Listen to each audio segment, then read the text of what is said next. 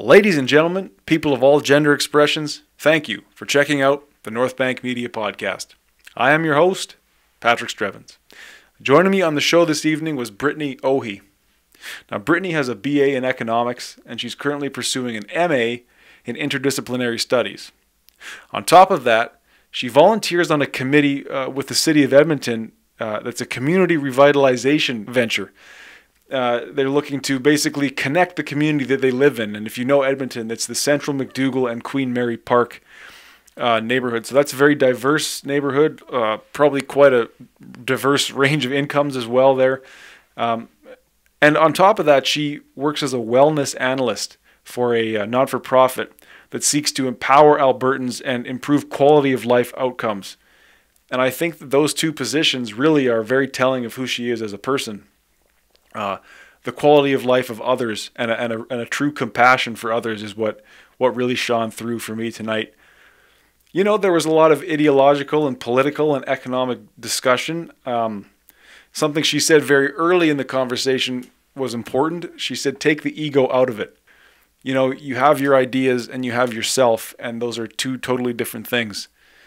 You know, so even if the worldview that she presented challenged my beliefs or is one that I'm still struggling to understand, it's not my point, or it's not my purpose, I should say, to parrot the sort of talking points that are used to tear down this worldview. I try just to listen, interject when I didn't understand, because most importantly, you know, her motives and her desires are good, as is she.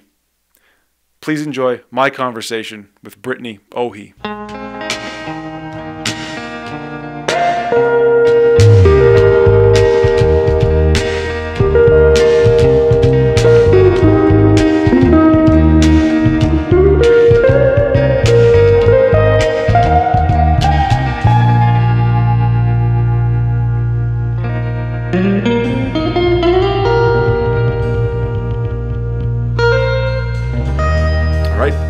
Thank you for doing this.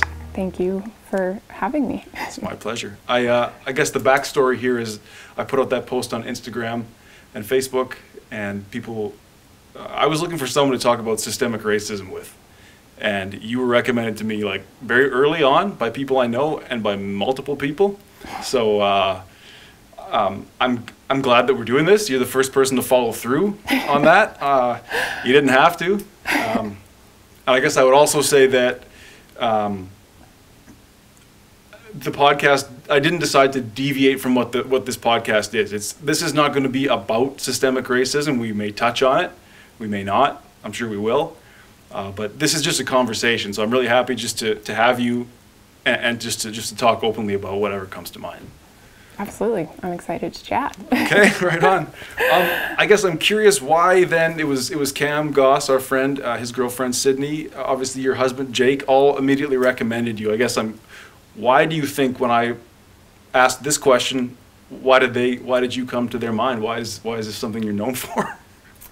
I think that when I'm among a group of friends, peers, my husband's in the room, and topics of politics or crime or gender or racism come up, I always have a lot of thoughts. And okay. I've kind of taken it, I've had a lot of difficult conversations with a lot of people. Sure. And I mean, I think even really being aware of how big the problem is, I've always been pretty mouthy when it comes to shutting down bigarts. Okay. Good for you. And I don't think I always did it in the right way. Okay. What's with the best intentions. Starting fights? Not fist fights. Okay, sure. But I have, you know, throughout my life as a woman, come to discover that there's a lot of sexist men out there. And sure.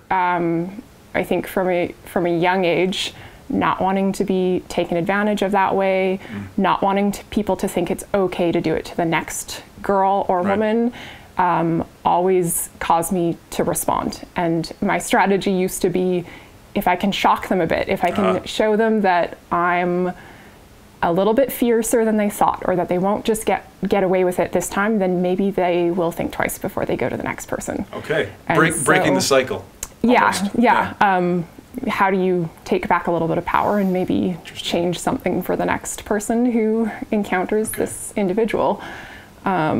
And then on the racist front, it was really no different. Mm-hmm. I've had public-facing jobs where you get to know your customers quite well, mm-hmm. And this rhetoric is always there, and you have to find ways mm-hmm. to tell them it's not okay. And so I've had to wear that both with, like a customer-facing hat and then within my own circles. And I think the hardest thing is not just reducing people to the racist or sexist aunt or uncle at Thanksgiving dinner, for example. These people hold these beliefs throughout their entire life and in every day, and that's your touch point with them. You can walk away from it, others can't. So it's definitely come to a point where there's people, including relatives, who aren't in my life because I've confronted them and they weren't willing to talk. So when I say that I used to not do it right, I think that the best way to approach things now is with as much kindness and empathy as you can mm-hmm. until a point. And I used to just skip right past that part. Skip the empathy, skip the second chances, and just... Yeah. And it would be like a harsh verbal sort of reprimand to them, or... Yeah. I would use choice words, swear words. I would call them exactly what they were mm-hmm. instead of... calling them out instead of calling them in. Interesting. And I think that's definitely a common theme that's talked about now. Mm-hmm. And when I was younger, I hadn't done enough learning or unlearning to realize that, and to see more of a strategy being encouraged for people is something I could have benefited from 15 years ago, right? But you just keep learning and growing. Absolutely. It's almost like when you're young like that, you've identified something that's wrong and you're indignant about it, but you don't know necessarily the whole story. Why is this wrong? And so then your reaction is one of that you're as ill-educated as they are almost, mm-hmm. and you're coming from a place of just guttural hate or like a gut reaction to that. So why bother then pursuing your education, self-education in whatever you want to call that, justice, racial rights, whatever, when you could have just been the mouthy girl at the family dinner and been that for your whole life? Was there something inside that was like, no, I need to follow up on this? Because clearly it evokes, because I'll tell you, there's been times when I've heard boomers use the N-word and I laughed. I was so shocked that I laughed, and that's all I had, and I felt deeply ashamed after that. I didn't have it in me to say something. Mm-hmm. Why did you, so you discovered you had this instinct to speak out. Why did you kind of pursue I'm not sure. I don't know if it was being the youngest child with two older brothers type thing. I don't know if it's just the way I was positioned in a family, but I think I do a lot of self-reflection. And so the outcome I want isn't to tell somebody they're a sexist or tell somebody they're a racist and scream and walk away. I don't want that. It's how I feel on the inside. That's how upset I am at it. But it doesn't change things. And so if you're looking at any group of oppressed people, why stand up for them at all if you can't do it in a way where your intentions are to hopefully change minds and make things better? It's not... It's one thing for me to call out a man for being sexist. If I want, if it gets to a point where it gets angry. It's another thing to try and stand up for others where I don't fall into that group and to do more harm than good. Right. Trying to be constructive, trying to be progressive, I guess, not to use that word in a loaded way, but to actually move the conversation forward. Yeah. And that's the calling in. So I've practiced a lot of patience and staying as patient and as open as possible to gently challenging people's beliefs. Okay. And so have you had much success with that? Is there, You know what? I have. I haven't really reconciled any past relationships where that became the demise, but I've had a lot of success, and even in my own personal relationships. So to self-identify, sure, I'm a white woman, so I hold quite a bit of privilege. And I married a white man who holds even more privilege. Sure. And the conversations we had, I think the coolest thing about my husband is that he's incredibly open-minded for being one of the most privileged people I've met. And I think that open-minded piece makes him receptive to these conversations. And it's not that I changed his mind on things, because I think that any amount of information would have. I think that he was open enough and receptive enough, and approaching it with patience and kindness allows people to see these things for themselves. And you're not pushing anything on them. You're not making them feel like they're less than you because they're not where you're at. And as a white person, that's how I feel when I'm talking about issues that don't affect me, or where I am the beneficiary of the power dynamic and the privilege in that situation. All right. Let me interject there. You say you're a white woman and therefore you're privileged. Can you talk to me about that? Are you privileged because of your skin color, or are you privileged because you're of the majority in the society? I'm privileged because of my skin color. Okay. On an international level, essentially. Sure. Please, you'll have to elaborate on this. This is something that I'm not going to say suspect or skeptical of, but I need to understand the logic here. Okay. And so if you need whatever it needs, please expound how it is that your skin color privileges you. Sure. This is going to go in no order that makes sense. I'm just going to say as it comes to please mind. Please do. And again, I'm not coming from a place of antagonism. I'm not like a low-key white supremacist, but I need to jump in now if this is what you want to talk about. Yeah, so, which is exactly what I said. So again, to self-ID, white woman here, I strongly believe in lifting up the voices around us. I think that conversations between peers where all parties are white are important and critical. I think when you have any sort of soapbox or microphone, any sort of influence, calling the right voices to the table is so important. So I will explain what privilege means in a general capacity, I guess, across the board. Sure. And still encourage other voices to be at the table. Yeah. So without further ado, I guess.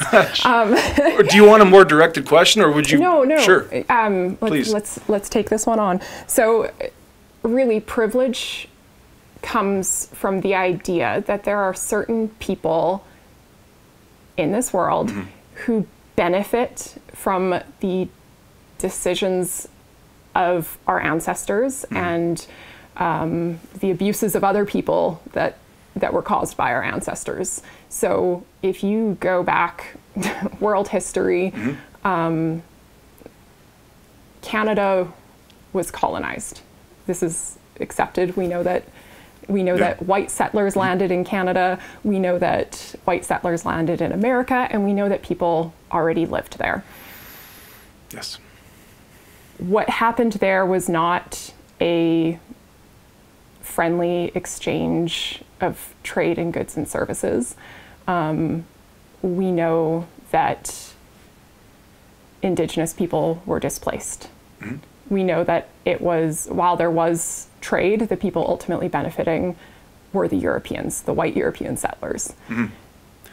When you fast forward, we then colonized, we meaning European settlers, colonized and other parts of the world. And we went to Africa and we took people from their land against their choice or against their free will. And we brought them here. We broke them from their culture at the very, to look at it that way. We took them from their ways of learning. We took them from their ways of knowing. We took them from, given the span of time they'd been there, we took them from a place that they didn't need to leave. They didn't need help. And much like Indigenous people here, they didn't need white settlers. They didn't need colonization. And we forced that upon them. And I know that this is a sore spot with a lot of white folks, because it's this idea that, well, that wasn't me. That was my ancestors. Which is a fair point. It is a fair point. I think the key thing about privilege there is that it's not about you, it's that you have benefited from what they did, and other people have been harmed by what they did. So if you, and this is where it comes into this, especially for Canada being such recent history.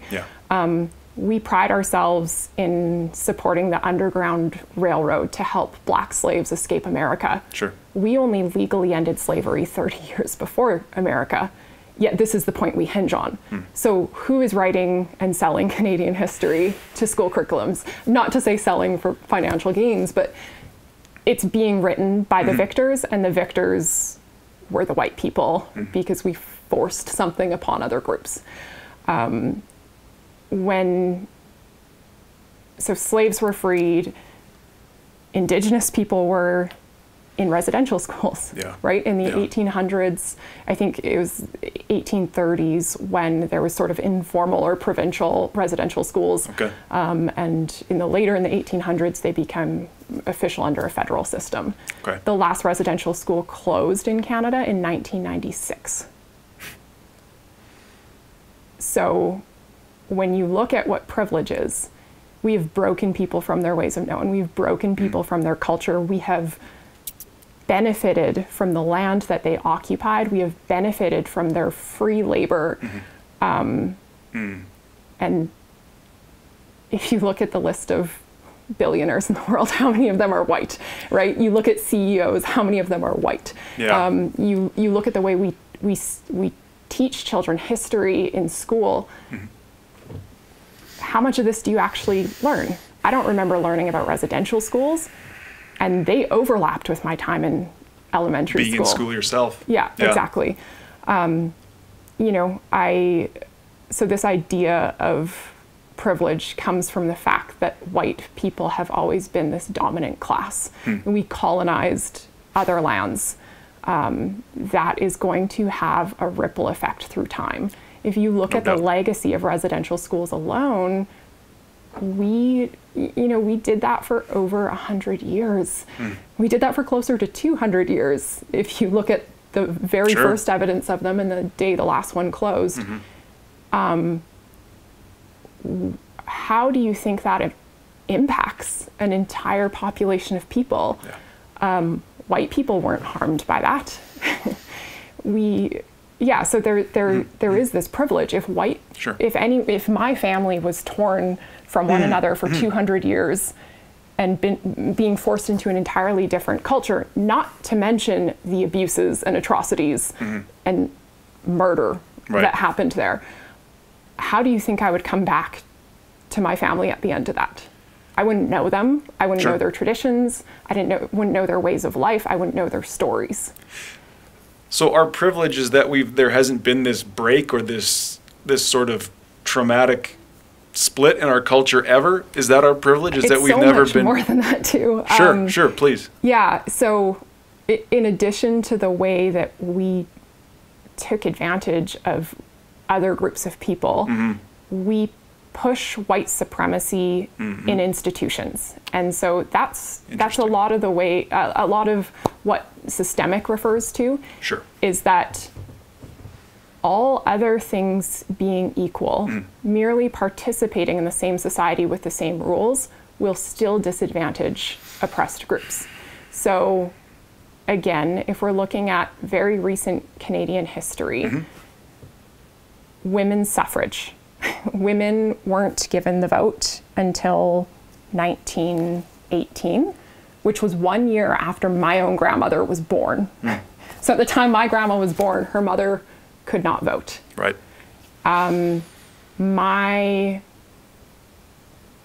grandpa wasn't born in Canada. Okay. But he wouldn't have been able to vote either. Where was he born? He was born in Wales, and he's of Jamaican ancestry. Interesting. So this is so recent. Like my own grandparents wouldn't have been able to vote when they were born. Right. When women were given the right to vote, it was only white women. And a lot of criticism into feminist history is that it was white feminism. And it absolutely was. It was white women fighting for the vote, white women fighting for women's rights, but it was white rights. It was white women's rights. They were still racist, essentially. Absolutely. Yeah. And I mean, this is part of the learning and growing, right? As you go through Canada's history, different groups got the right to vote at different times. Sure. World War I, for example, and when I say like women, I also shouldn't exclude non-white men, but World War I caused, I think the other point is that there was just a political agenda behind so much of it. The reason that women were given the right, or the reason political parties were willing to fight for women's right to vote around the time of World War I, which would have ended right before 1918. Of course.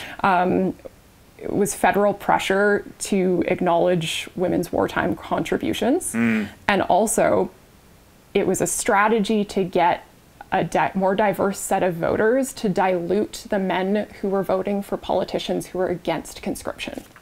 So they were hoping to get women's votes so that conscription could continue to happen, really. So isn't that interesting? That's less about gender and more about the problems of the way the state operates. Yeah. That's what occurred to me is like, no, I don't want to take you off your track, but who's the fight? What's the issue there to you? Is the issue that women were oppressed by men, or women were oppressed by the state? But the state was men. 100%? Of course it was. Yeah. Men. But were they oppressed by men independent of the state? Were they oppressed by their husbands? They were oppressed by shopkeepers? They were oppressed by men in public positions? Name a year in human history and I can tell you with fair certainty that women were oppressed and still are, up into this year.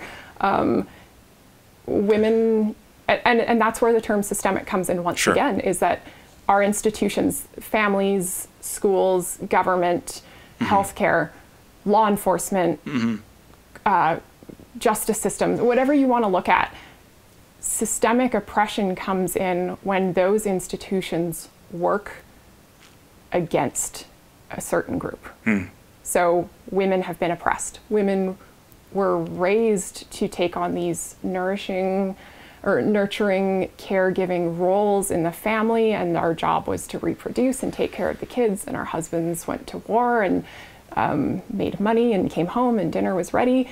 And, you know, even when women's suffrage was happening, even when people were fighting for women's right to vote, there was a lot of upper class women who didn't want it. They fought against women's rights, and we still see that today. And I think often in today's world, we're so unaware of that we use it to tear down other causes. We look for, we will weaponize a woman's voice who's anti-abortion to, you know, strengthen our argument as for why abortion's wrong. We will weaponize a Black person's voice who has been quoted to say something about how they don't think there's that many differences between Black people and white people. And people love to weaponize those voices and use them to support oppression, really, to uphold white supremacy, to uphold the patriarchy. So when you ask if it was the state or individual men upholding the oppression of women, the answer is both. Okay. All right. I mean, even once women gained the right to vote, it was another 12 years before women were allowed to be in the Senate. Right. So, and at that point in time, it was white women. Of course. At that point in time, it wasn't Asian women, it wasn't Asian men, it wasn't Indigenous women or Indigenous men, and it wasn't Black women or any other people of color. It was white men and white women. Right. When you talk about like, I don't want to get away from privilege, and I feel like we are, because I think there's still more to say there. Absolutely, there's always more. Yeah, always more. So let's take it home then. It's like, you were saying that you and your husband are privileged. By extension, I'm probably privileged because what am I supposed to do about that? You know, like, because like you say, the fair, or as we said, the fair argument is, well, I didn't enslave anybody. I didn't rape anybody. I didn't kill anybody. Mm-hmm. You're saying I've benefited from that, though, somehow? Yeah. So because you've always been represented in politics, you've always been represented in the education system, you've always been represented, you know, in any institution you want to look at, in the workplace, you've been represented. Represented. By other white men, right? So the fact that you've been represented suggests that you've had a privilege, right? So you're saying in all those spheres, having other white men representing me, my needs and wants and causes are looked out for over those of other races, genders, cultures? Absolutely. Okay. I don't think until women were allowed to participate in the workplace, how were white men in the workplace possibly taking care of, you know, looking out for the best interest of little girls who would grow up to maybe be in the workplace, right? When you look at who childhood heroes are, for example, if you look at astronauts, Mae Jemison was the first Black astronaut to go to space. What do you think that did for little girls everywhere and little Black girls everywhere? And so when you start to look at privilege, there's a term called intersectionality in feminism, and it looks at all the components of your identity, really, how you face this world. So for me, I am a cisgender, heterosexual, white female. What of those do you have in common with me? Well, skin color, cis. I identify as my biological gender. What else did you say? We're a different gender. Yeah. And you're cisgender. White. Male. Straight. Yes. Sorry, this is getting personal. People know me; they know. So, when you look at that, the difference in looking at you and looking at me is that I'm a woman and you're a man. You hold more privilege than me because women have been oppressed. And the further you go out from exactly who you are, the further these intersections of identity and existence and who we are in this world, the further you go out from that cisgender, heterosexual, white male, in an advanced economy even, the more likely you have less privilege. Okay. Yeah. So when I say I have privilege, it's because of my skin color, it's because of my sexuality, it's because I'm cisgender. I don't have privilege because I'm a woman. Yeah, this idea of intersectionality is interesting to me because it's like, it's iterations. It's like you're saying, it's like and I don't know where it starts, and I don't know what the hierarchy is, maybe you can tell me, but it's like, we look, it's me, yes. Gender, skin color, sure. And we just start, how many intersections are there? I think that it could be pretty much infinitely complex, and there's people who spend their entire careers as academics, you know, establishing this, talking about this. So there are infinite resources. To Google the term simply, you find the definition, and the deeper you want to go, the more evidence you could find to support it and describe it. What would you say to the idea that, like, if there are infinite intersections, as you're saying, we work that out theoretically to the fact that then the ultimate intersectional being is the individual, right? Like, all individuals, that's the minority. We're all in the minority because we're all individuals. So my issue to follow up on that is there, and I don't know, swear to God I don't know the answer to this. Is there a problem here where we're saying you are, not you as an individual, but you are you as these categories, these identities? Doesn't that strip a person of their individuality? I think that how the world takes us in is so much of how we experience the world. So to look at the difference between you and I as two pretty privileged people is that when I go for a run outside, I cannot, or I shouldn't say I cannot, I do not wear both earbuds because I am scared of sexual assault. Okay. You probably don't have to do that. You probably don't think about that. You're probably not worried about walking to your car at night. You're probably not worried about meeting up with a first date, you know, somewhere that isn't public. Sure. There are a lot of things that you are given in life because of the way that our history and our ancestors have shaped things. Sure. And your privilege doesn't mean that your life hasn't been hard. It doesn't mean that people have just handed you things. Having privilege isn't a bad thing.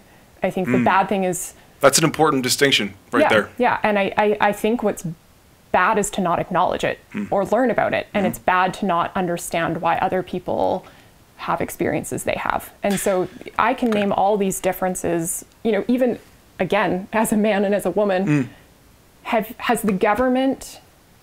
Have political parties ever tried to gain voters by making rules against your body? Couldn't tell you. Whereas I suspect not. Abortion has been legal in Canada since the 70s, and it's still a hot button political topic.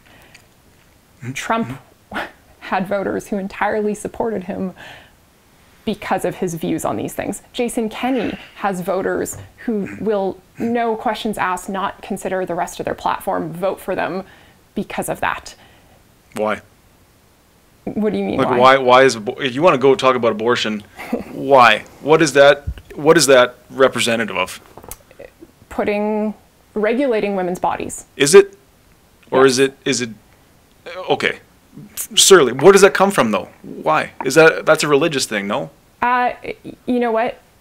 Depending on which segment of explanation you wanted to go through, I've read about how it actually wasn't cited as being upheld by religion until religion became outdated in other spheres. And so use that to maintain sort of power and control. I don't know that side of things as well. We have always, from dress codes even, right? Girls are sent home from school because their tank top straps are too thin.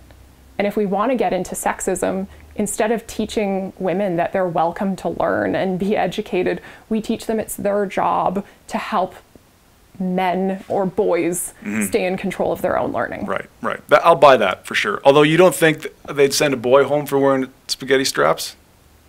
I don't know. I'd like to meet the kid who would test this out for me. I don't mean to undercut your point. No, absolutely. And I think that there is always going to be this devil's advocate perspective. Right. Which is good. It is good. It's always white men playing the devil's advocate, so I can make some criticism Come on now. You don't really believe that, do you? I think that I think that privilege allows us to have the emotional energy to play devil's advocate. Interesting. And people with less privilege are spending too much time and energy having to defend their existence, really. Yeah, I could see that. But so have you ever talked to a person of color or a minority person who just wasn't down with this idea of being a victim and being sort of internalizing this oppression and just being like, I don't believe that. There's nothing about... You've never had that experience? I've never had that experience. Because I can tell you I have. I'm not here to name names, but it's just like he doesn't see his race as being representative, and I don't want to put words in his mouth, but he said to me, "Well, I guess I'm a minority." It wasn't part of how he saw himself in the world. Yeah. He knew he was strong, capable, could do whatever he wanted, and his skin color didn't hold him back. That's for sure. Yeah, and again, as like a white person, I'm not going to get in and debate with a person of color about how their race affects how they experience this world. You're just going to say, but it does. It does, and if you listen to people who dedicate their lives to changing this and educating people on this. There's it's been established in research, it's been established over time in evidence, it's been established across multiple academic disciplines, and between those disciplines and in combination of those disciplines, it has been established time and time again.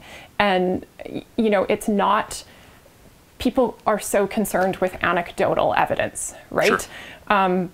When it is the collective voice, when it's the collective experience, when I can walk into a room with other women and the majority of us have shared some of the same experiences in this world that we shouldn't have, that men wouldn't have had, that is a threat, that is harmful, whether it's sexual assault or catcalling, forms of violence against women, not all of which are actual physical violence. Sure. They still make you feel. They make you feel uncomfortable. They make you feel lesser than human. They make you feel like an object. All those. Absolutely. Okay. Yeah. And so, in these ways, the repetitive action of individual men, of individual white people, of institutions, constantly reinforcing this, whether it's pulling my attention away because you've decided to catcall, or actual sexual assault, or discrepancies in the workplace, whatever it is, all of these shape our experiences and how we face this world. So to be a woman, to be a woman, it shapes your experiences. To be a Black person, it shapes your experiences. To be an Indigenous person, it shapes your experiences.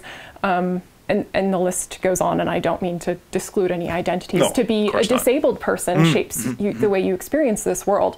So to say that the way that you are received by the world doesn't shape the way you experience the world is incredibly hard for me to believe. No, I think that's true. I think it's incumbent on people to know that, but to not maybe place so much weight on that. I really believe in personal responsibility and in your self-image being the most important. Yeah. And so again, like, to come back to your question about, have I talked to people who don't think that their intersections of identity or lesser privilege is real? Absolutely, there's people who feel that way. If a woman said she hasn't faced sexism, I would probably question if she understands it. I would probably question if other resources have built up her privilege, because income is a privilege. Growing up wealthy and in a safe community is a privilege. I grew up in St. Albert. The most privileged place on earth. Exactly. I had no perceived fears until I moved out on my own. And it's not because Edmonton is more dangerous necessarily. It's because that's when I really experienced the world. The comforts afforded to me in St. Albert kind of create a cushion around my experiences. And when I go to school and I'm not taught that these things are real, when they're not described to me, when there's no terminology assigned to it, I have to come into that on my own. Hence why privileged women in the 1900s fought against women's suffrage. Same thing. Yes. And people who are on the opposite side of this, people who don't think that women are harmed because they're women, or people of color are harmed because they're people of color, when we use the few voices who support that and identify as those groups, we weaponize their voices. We weaponize it against them. No, that's fair.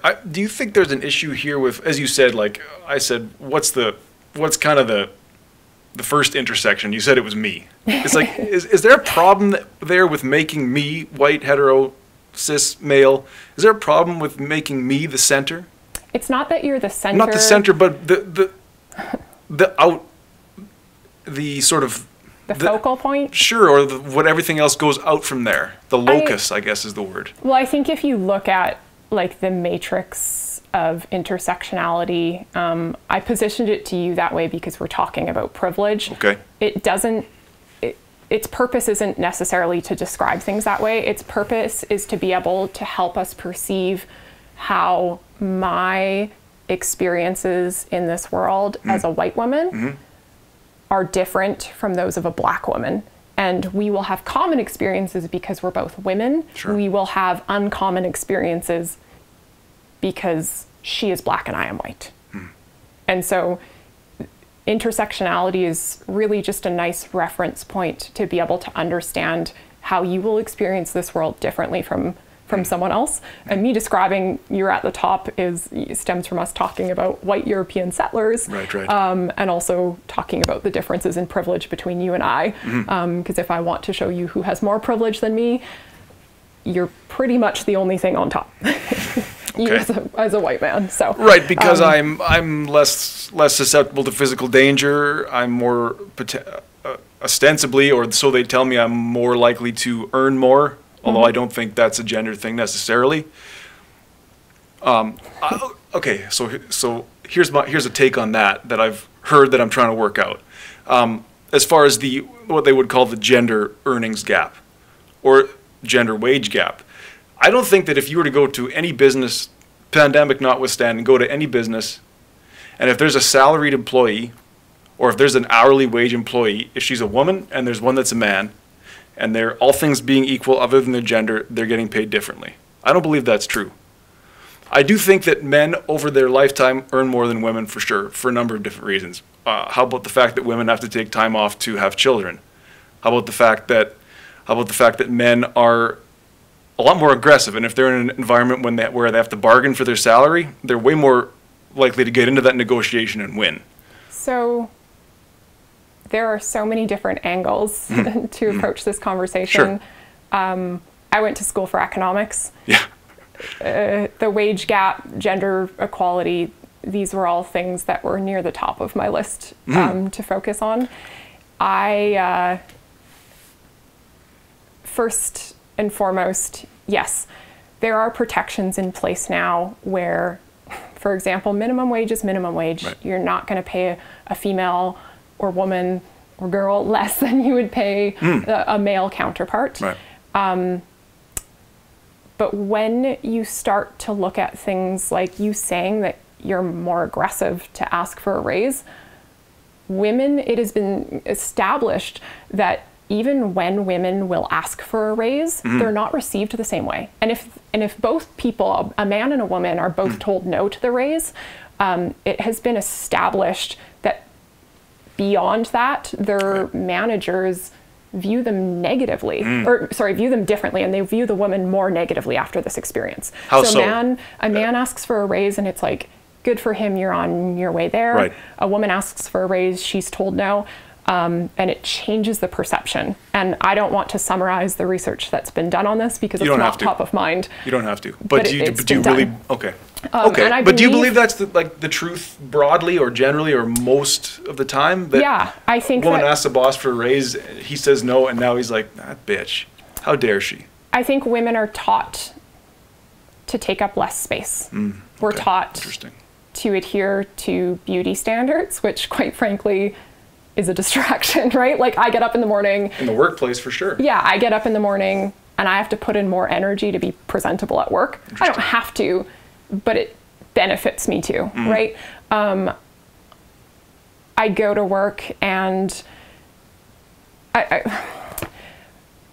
trying to think of like the best way to explain this, the way that women are taught to be small.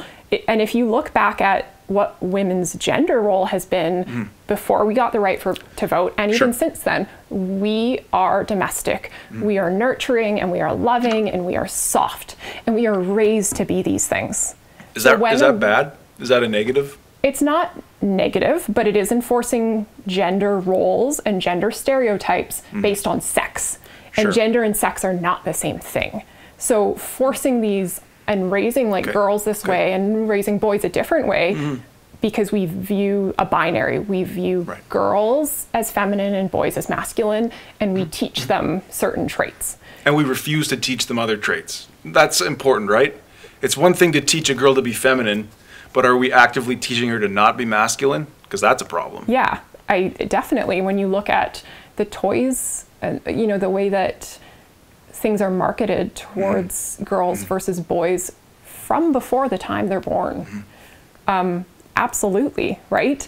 Little girls are given babies and the trucks are for the boys. Sure. So whether it's directly said or not, we've probably all been in a room where a super loving but macho dad has discouraged his little boy from putting on the dress up clothes, right? Yeah, is there a problem with that? From discouraging that? Yeah. What is the point in discouraging it? What does it do? What is the purpose? I guess the worry there is that we know he's going to go out into the world, into the arena of men, and he's not going to understand the roles that men should have potentially. So I think that's the logic there. Should a man have?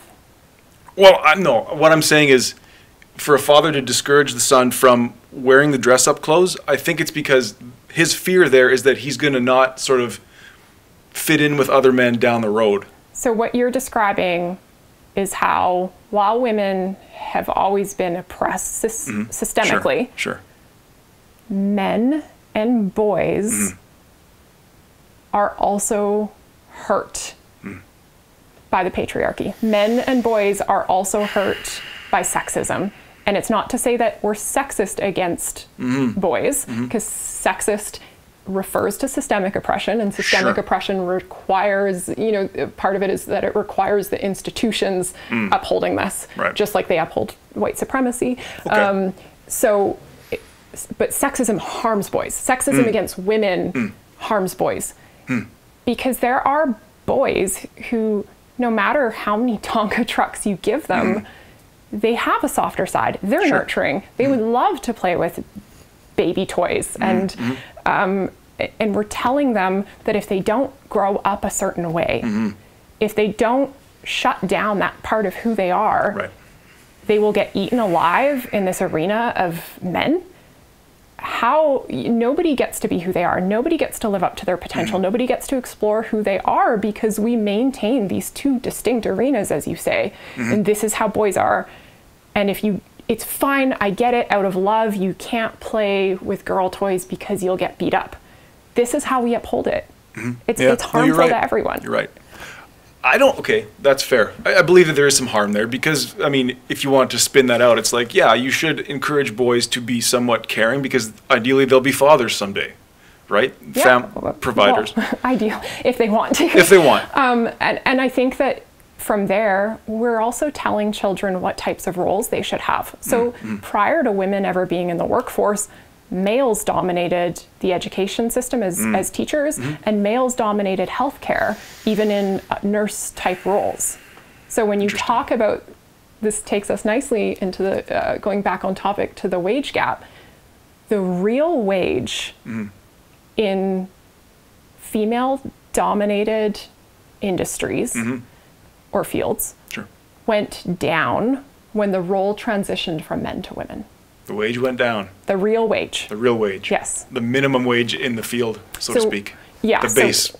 Real wage is just accounting for inflation and differences over time versus nominal wage, which would just be looking at, when our grandparents say 1 cent used to buy them a candy and now it's 5 cents. They say things used to be so cheap. They're talking about the nominal wage. Understood. And the real wage adjusts. So the real wage for women went down in industries where they took over from men. Why? Why? I don't have the answer to that. It comes down to Do you suspect that it was a patriarchal thing? Absolutely. This patriarchy? And I think that the driving, I think what people think is that feminists believe there are some men sitting in a control room out there coming up with really subtle, toxic ways to harm us. And that's not it. It's the way we raise our kids. It's the way this institutions already favor men. It's the way we encourage. It's the way we encourage boys and girls to be different and to come up and be different people and to go into different things based on the gender we have assigned to them. Not even the gender they necessarily are. Right. So, yes, I believe the wage gap is real. I don't believe there's a man in a control room somewhere setting these wages. I think that it happens in a countless amount of unique ways that all build up to a significant difference. Yes. And so the way it happens in minimum wage jobs or hourly jobs is going to be different from corporate offices, which is going to be different from trades, which is going to be different, you know. Sure. It's nuanced, and it's not as easy to say women earn less, period. Yeah. And as somebody who studied economics, I can tell you that I can't even fully explain it to you here, and I've read so much of the research. No problem. But the people who say that it's not real are typically not informed enough to be saying that. That's quite often the problem with a lot of things. Like the Dunning-Kruger effect, right? Please. The Dunning-Kruger effect is kind of that people with a lower intellectual capacity or at a more naive place in their learning tend to overestimate their intelligence. Oh, I see. Interesting. Yes. And then on the other side... And you bring this up, why?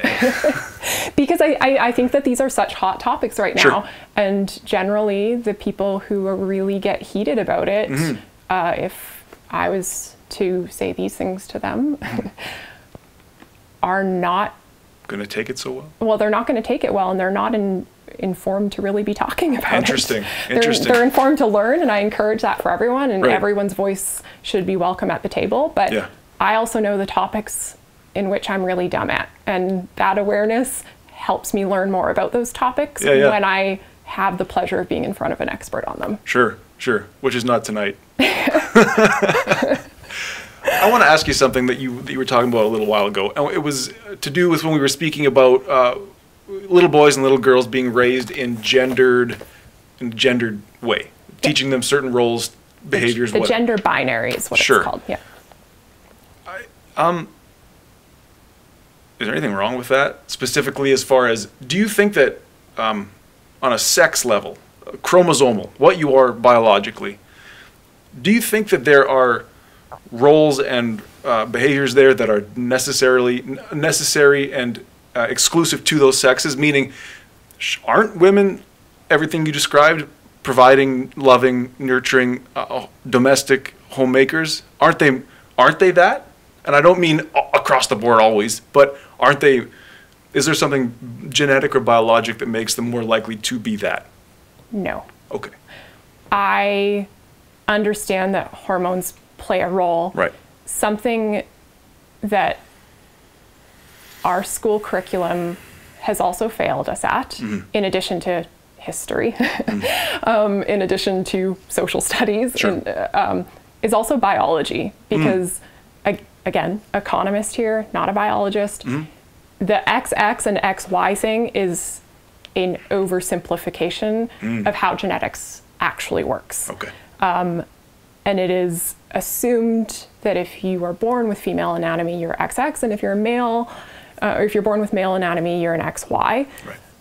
There are That's not the case? That's not the case? It's not the case, and there are so many complexities within that affect, it's not literally a letter X, and it's not literally a letter Y. So much happens in there. And so it is really...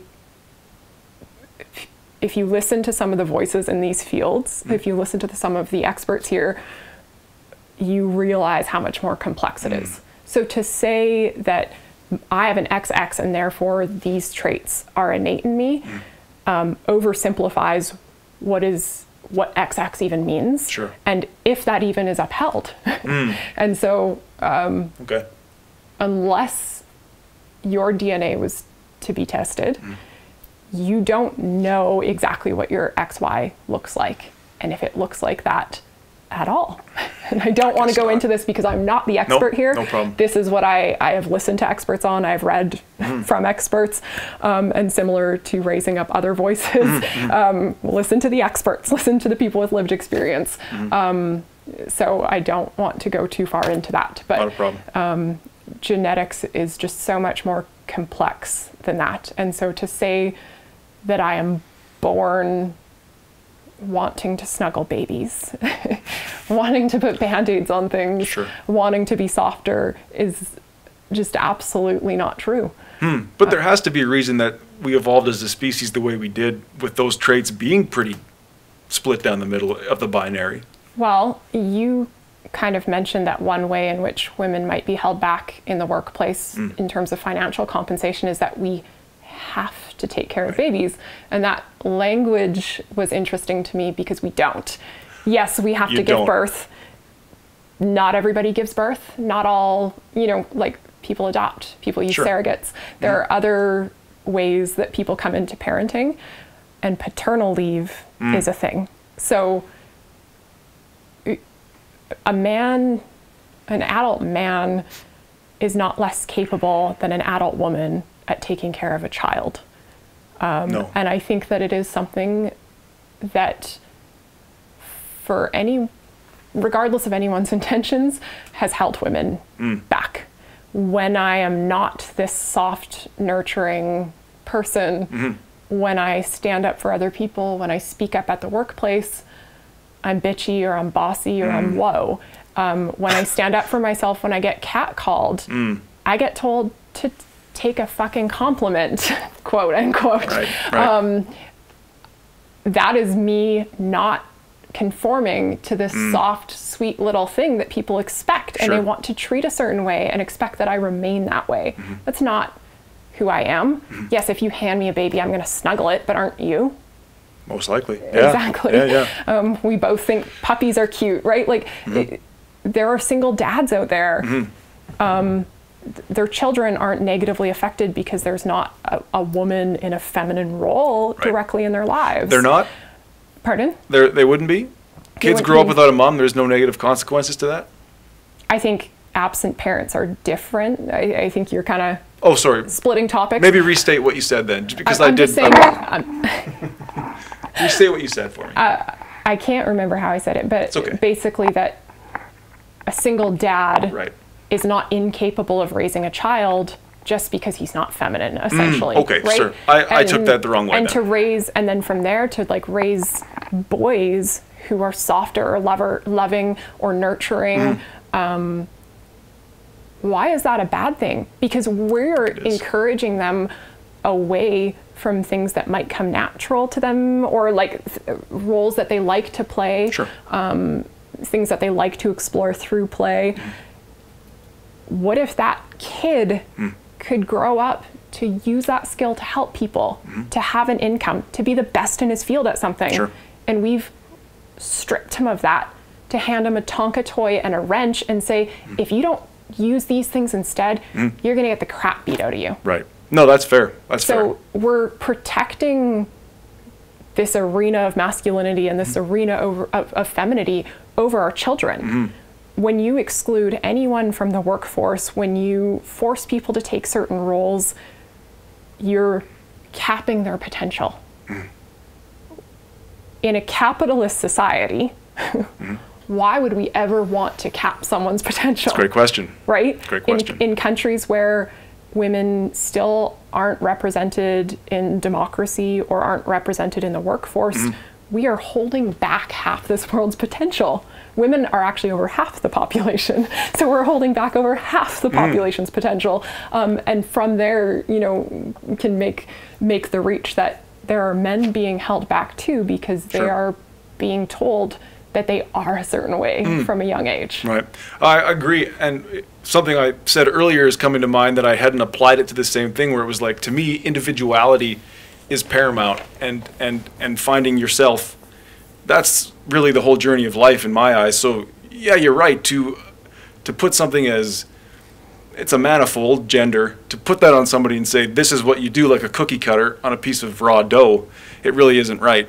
I'm wondering, and I don't mean to beat this into the ground, but what I'm wondering is, you raise a child in a gendered way, or let's say you allow him to, like you say, explore through play, find what he wants to do, let him naturally go the way he wants to go.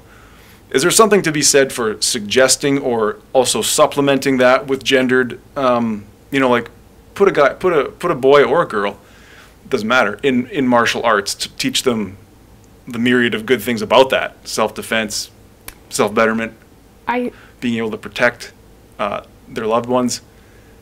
I think if we're raising children to become the best version of themselves they can possibly be, and empowering them rather than curbing them at every step, then something like martial arts is no longer gendered. Sure. So, and to say the ability to protect your family,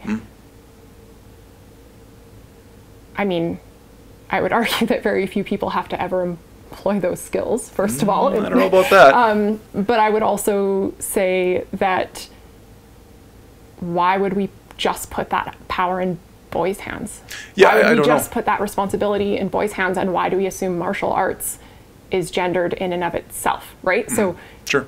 And it's not actually. to go to go the route of raising kids to be who they are and giving them diverse experiences, Right. and taking that route, martial arts is no longer a boys thing. Fighting is no longer a boys thing. No, I like that a lot. Thank you for that clarity. That's helped me sort of see a little wider of a field of vision, so thank you. I'm glad. Yeah, that's what it's about. We're not like, just because I'm benefiting from the patriarchy, apparently I'm not here speaking for them. I'm not like here to, No, I know. And I mean, I think that like just the discussion around privilege, the best thing you can do in terms of recognizing that you have it and doing your best to learn about the experiences that other people have and the challenges they face is to use your privilege. There are times where you're going to be, and you have before, right? I guarantee it. I'm doing it right now, aren't I? You are doing it right now. And I guarantee that feels pretty good. You've probably stood up for somebody smaller than you, whether a female or a child, and you have used your privilege to help them, right? So it's not, nobody is attacking you by saying you're privileged. I'm not attacking myself by saying that I have a lot of privilege. It's a recognition that me being white does not make my life harder. You being white and male has never made your life harder on a systemic, wide scale. It's fine. It's fine. Well, no, it is. It is. Like, with that as a worldview, I'm into it. Like, I see it. I see it. I do. It's going to take me a long time, I think, a longer time than I realized to really understand, because I need to talk to more people who are different than me. That's the bottom line. I want to, it's interesting. You mentioned, oh man, there's so many things I want to say. We can go every direction. You talked about, being privileged. It's not an attack to call me privileged. And I was talking to somebody on the phone who's hopefully going to come on the podcast in the future, and she's similar to you in a lot of ways, as far as white hetero woman studying. She's also got a master's. She's in psychology, but I see a lot of similarities between you two, and I don't mean to simplify, but and we were speaking about this topic to get ready for this show and hopefully for more. And she said, racism on its own it's not malicious. Like, and you're telling me that this privilege is not an attack. I think a lot of people get up in arms when they hear these words because I'm privileged. How dare you call me privileged? Oh, how dare we say that something is racist, because then we're saying that it's an attack, when really it's more of and I would say too, if I could, that when I started learning about systemic racism, and you brought it up today, it was like, it's not like you say a man in a control room or in even in Parliament or in City Hall. It's like these things are a lot more nuanced, actually. They're very diffuse. They exist in our behaviors and in our traditions and our customs and the way we act person to person. It's really, in the last month, it's like blown my mind as far as what this issue actually is. And it's a lot more, it's woven, Is that fair to say? Absolutely. Yeah, there's so much to say there. Do you want a more directed question, or do you have something? I think that what you speak to, that you've grown this new awareness of just how much you don't know, or some idea of it, how much learning you have to do. Yeah. On one hand, in any avenue, in any arena where you hold privilege, your learning will never be done. There is, right. I, as a white person with mixed race grandparents, can't even say that I'm not racist. These concepts are woven into us consistently over and over again from such a young age and in such subtle ways. Yeah. Vocal, outright racism was kind of a thing of the past until Trump came along to some extent. Not to say it didn't exist, but people were more scared to be as direct. And so it's microaggressions. It's these small nuances and differences in our experiences. It is harder for me to explain to you that a situation was sexist than to a fellow woman. Because I'll say, this happened, and she'll be like, oh yeah. If I explain it to you, it's like this weird one-off, and there's questions like, well, maybe did you perceive that differently, or maybe are you reading into it too much, instead of trusting that I've had this experience before, that I know what this is, that I know what's happening. So it is so much more subtle now, and it's woven into us from such a young age. Right. K to 12, the curriculum misses it, it dodges it. It teaches a different part of history. It teaches it from a white perspective. It teaches it. We learn that we're the default. We learn that white folks are the default, and that you have to add something to make someone else, to make a different person of color, to make a woman. That's our difference, right? So the perspective is that white people, men, are the default. And so when we're raised that way, we have, and when we fail to learn about residential schools, when we fail to learn human history, as that Black history is human history, that Canadian history involves Black people, involves Indigenous people, involves people of color, involves women. Sure. This is not in our curriculum. So that is the unlearning, right? We have to unlearn everything we know. And for me to say, I cannot say I'm not racist, means that at times, all of my experiences, everything that I was taught being a human being in a capitalist, patriarchal, colonialist era,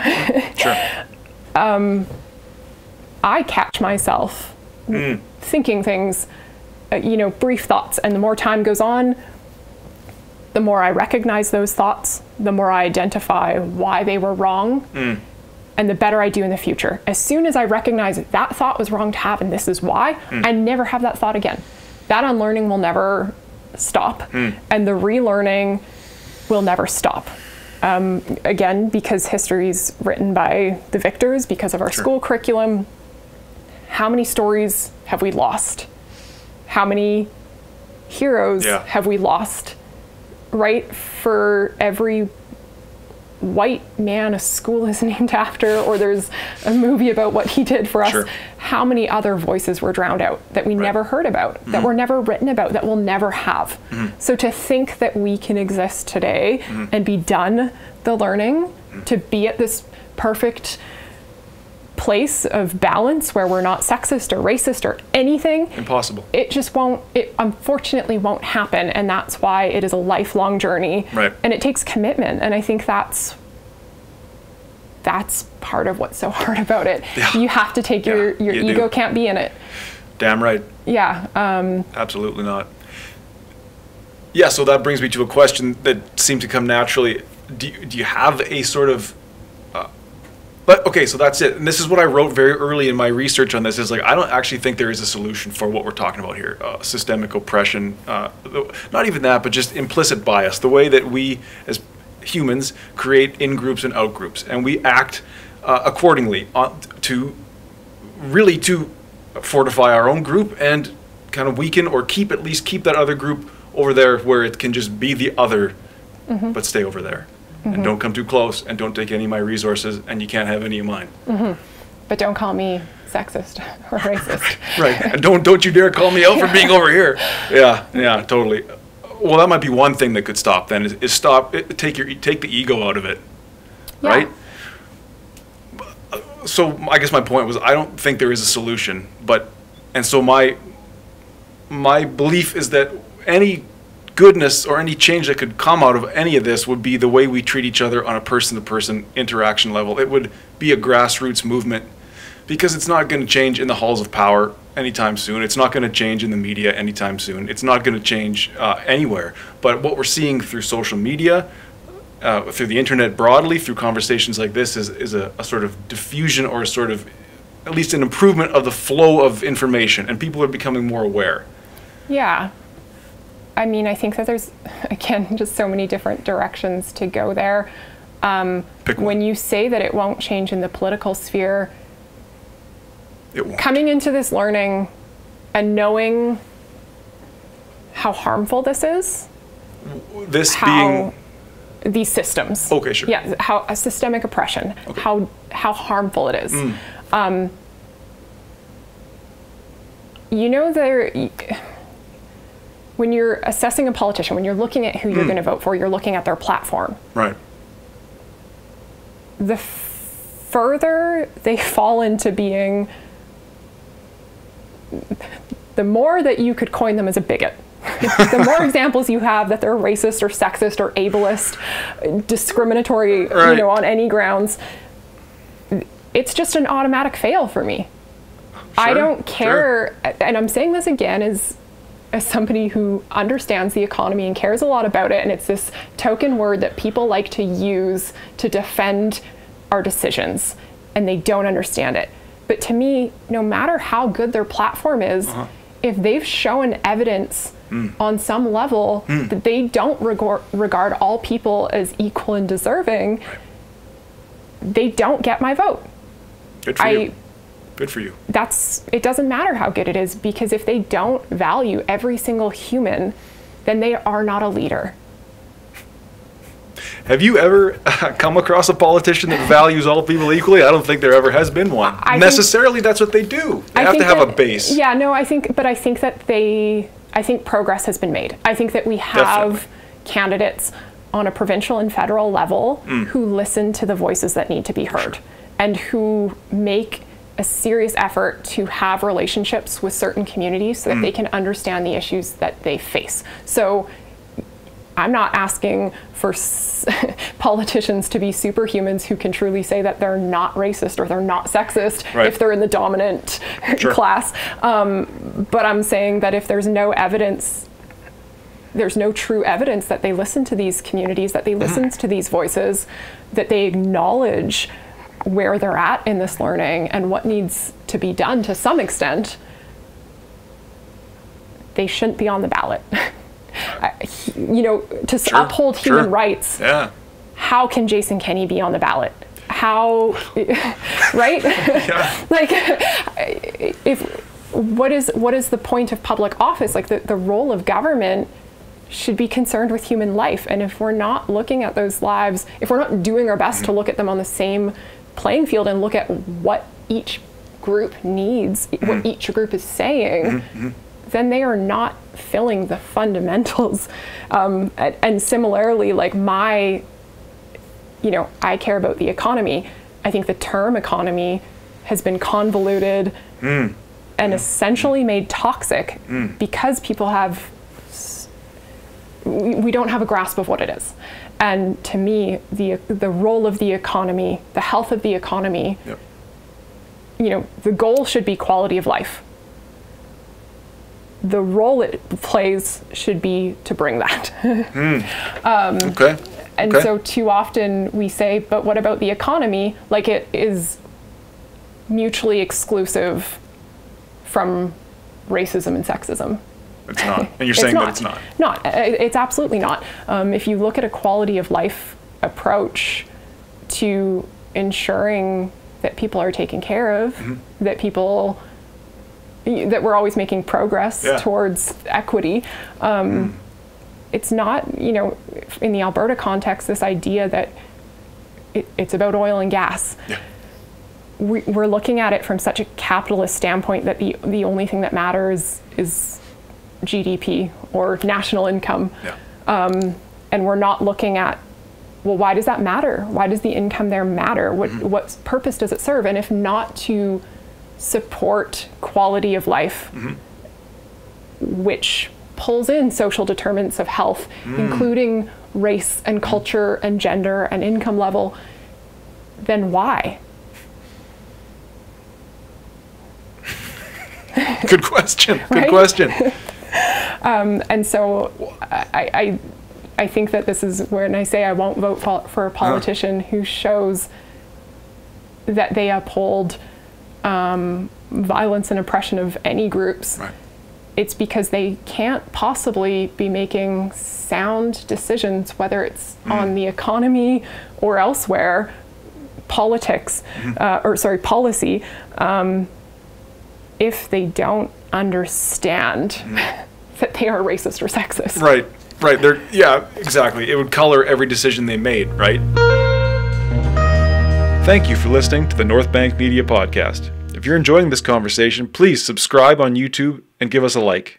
If you're listening on Apple Podcasts, please subscribe and leave a 5-star review. And now, back to the conversation. Well, I talked to you about this before we started the show. It was like, I really believe that most politicians, and you mentioned that there are some that probably aren't so much, but to want to aspire to a position of power, I think really says a lot about a person. Usually it's that there's some pathology there. There's some unhealed or undealt with traumatic experience where they're looking, I'm not meaning to psychoanalyze here, but there's the average everyday person really doesn't aspire to power of that scope or scale, I don't think. So I think what we're seeing a lot of the times is bad policy just made by people that haven't figured themselves out, and they don't have, like you say, a sense of just how biased and how unsympathetic and how probably self-loathing on some level that they are. Yeah. I just started reading an essay, so I'm not going to pretend that I know what I'm talking about here, but called The Anatomy of the State. It talks about how, the state, I mean, like you were talking about the economy as, well, correct me if I'm wrong here, but it's an exchange. Is that fair to say, in one sense? Yeah. Production and exchange of goods. Yeah, exchange of goods and services. Right, yeah. right. The state doesn't exchange a damn thing, really, or doesn't produce an exchange on it just through taxation mostly. Mm-hmm. Do you have a sense there that maybe big government or government generally, there's a disconnect there between the people that it governs and some of the issues that we're talking about as far as oppression are coming, as I said before, from the state down to the people, and people are internalizing it in their day-to-day interpersonal reactions? Or is this just... Yeah, I think power has always driven policy, whether formal or otherwise. The decision for settlers to go to Canada was a capitalist one. Outside of exploration, it was a capitalist one. Capitalism itself was the first form of capital was slavery. Is that true? Well, I mean, there's always been exchanges of goods and services, right?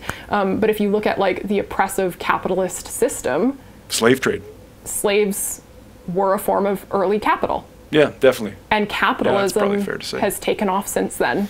So from its very nature, how can it, women were viewed as property. We weren't allowed to own property. We weren't allowed to vote.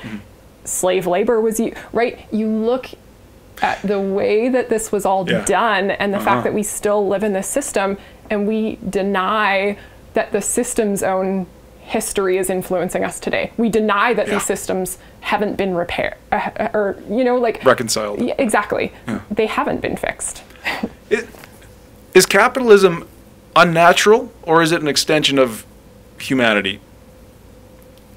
I don't know how to answer that. I don't think capitalism, the way it exists now, works for us. You don't? No. It is intensifying income inequality. Certainly. It overwhelmingly helps the dominant class. In any society. Yeah. Right? Not just whites. Yeah, like if you look at the top earning CEOs in this world, so many of them are white and so many of them are men. And I think that the issue there, the reason that we all uphold this system every day is, one, we need jobs, and we need to put food on our table, and we need to have a shelter over our heads and take care of the people we love. 2 is because we don't realize how far off we are from the individuals at the top, and that gap is growing. Yeah. And so we will defend their interests because for some reason we align ourselves more with them than we do with people who need resources, the people who are under-resourced. Is it that we align ourselves with them, or it's just that we're actually so divorced from them that it's just easier to say, well, whatever's going on seems to be working for me? I can't remember what the statistic was a handful of years ago, but it became pretty popular. The percentage of Americans who believe, whose retirement plan was winning the lottery. Oh no. So really? Our perception of our odds at getting to roll with the elite are ridiculous. And I think that this dialogue or idea has been created where we think taxing the rich means like taxing the richest people we know until they're broke. None of us have met these elites. Yeah. None of us roll with these people. Jeff Bezos's hourly wage is $17 million. Nobody. Right. And so if the people who want to uphold the system can convince us that our neighbors who are business owners or ourselves as entrepreneurs will be driven into the ground by the taxation of socialism, we uphold these structures. Yeah. We can convince people that they are threatened by the idea of fair taxation. We support what Apple did in Ireland, evading like billions in taxes over the course of 10 years, right? We uphold these systems by thinking, by being told or feeling that they will infringe on our quality of life. So where does that messaging come from that the rich are just the richest people you know? Like, are we being fed, or we're being fed lies from where? I think the working class has always been guided by the owners of production. Yeah, right? Well, that's probably fair. And so to believe, I don't think it's that far-fetched to believe, like, we are fed this idea that in an advanced economy, we still face issues of scarcity. When you and I sitting here right now in a room with water and equipment and a car that got us to a place, we are not in jeopardy. Our needs are not in jeopardy. No. And there might be job losses and there might be tight stretches, but we're not in danger. I think because we're made to feel that there's scarcity, we feel like we need to defend what's ours. And so the idea of giving more of that away comes as a direct threat. But all that does when we vote that way, when we support policies that uphold that, it's not helping us. We are always going to feel this scarcity. We are always going to feel this threat, even though it's mostly falsified. And it upholds the structures that are currently in place. And on today's trajectory, that means increasing income inequality. Yeah. And when you then pull in the intersections of race and gender there, it is primarily white men who, again, benefit from capitalism because they gave it to us. And they own the means of production, and they have managed to, the handful of people who exist there have become elite and continue to benefit off of this. So by feeling that resources are overly scarce, by feeling that we're threatened, which is kind of a natural human instinct, if we over-perceive that, we're going to protect that. And our perception of what it means to protect that is to give less away to others. Ah, interesting. That's a crazy way to look at it, but it feels right to me. Yeah. And oh boy, there's a lot there. I was interesting. You're saying, and I believe, and I was reading in that essay about the anatomy of the state, where the state often sides with intellects, and they use intellects to sort of create that messaging. And you said that messaging comes from the producers, and I wonder now if like the state broadly could be seen as being like the government, but also capitalist. You think that's fair? Absolutely. Look at lobbyists and donations. Yeah. Look at, especially in the United States, look at gerrymandering, like changing abstract lines to break up strong populations of people who tend to vote a different way than what Republicans want, for example. Right. It is absolutely manipulated that way. Yeah. So, do you have a solution then, please? Is there? I read an article, and I won't summarize it because I don't have to. About the donut model of economics. You familiar with that? Enlighten me. Oh man, perhaps. I should have double checked it. But imagine a donut. Okay. And in the donut, in the center of the donut is like the sweet spot where the economy is balanced with quality of life. But then there are the outer edge of the donut represents where I guess. Have you found it yet? I'm looking it up here. Where like economy, where industry and whatnot oversteps its bounds and starts infringing on quality of life. And there's a sweet spot where like economy can still function, and people can still have a good quality of life, and we can leave. You got it right there. Please read that out loud. No, just kidding. I don't know how to read a circle. I think you have to keep spinning the phone. Yeah. It might be something to look at and talk about in the future, but even if you can glean something from it now. The differences among people and priorities, I think, will always mean that sweet spot is incredibly subjective.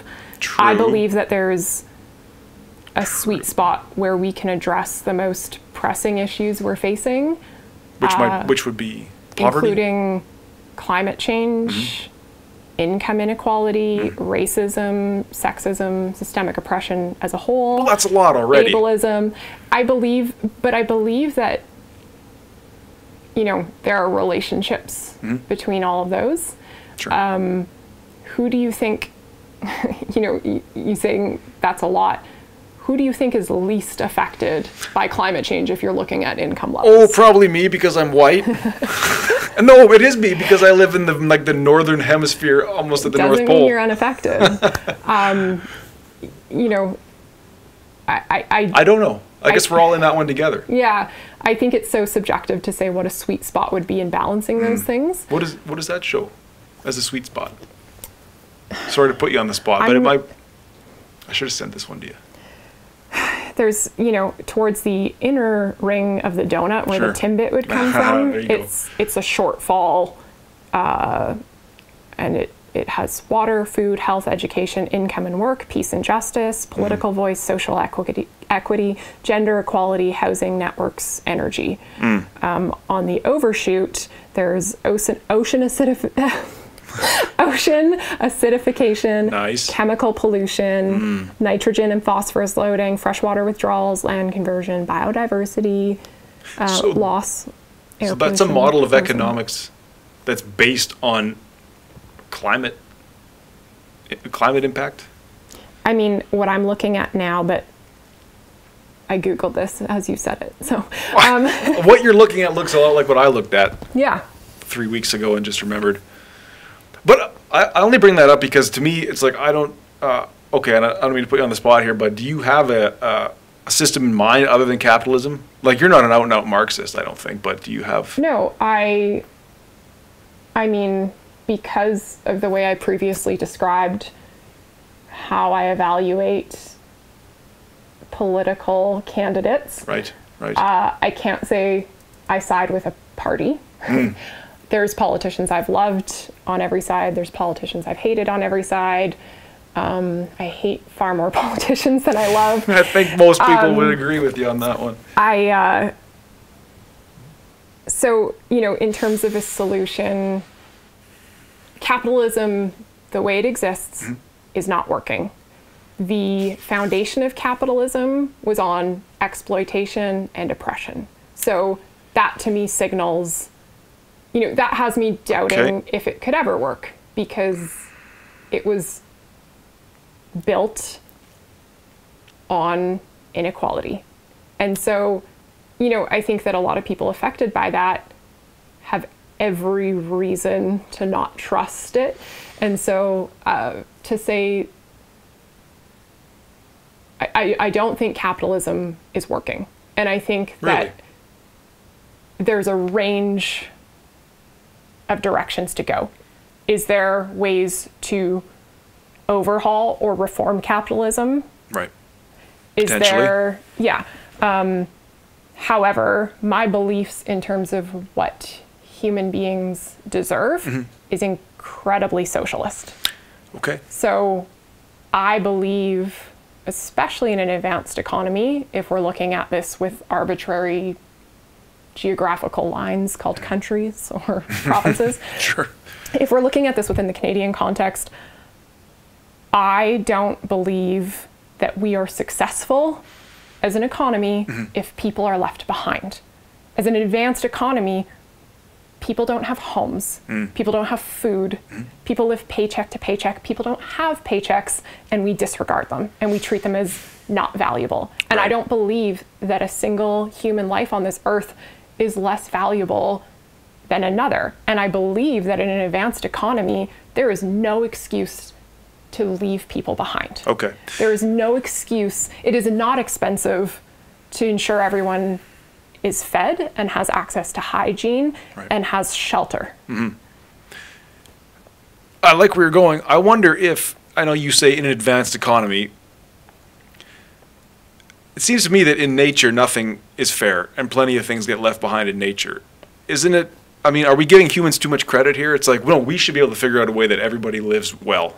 Should we though? Because have we ever? And does any other species live well? We have taken over this planet, accomplished both horrible and incredible things, and we've moved forward together. We've come up against social injustice before. We'll do it again. We've come up against fascist dictators before. We're kind of doing it again. We're dabbling in it. On a global level. Sure, yeah. Another topic.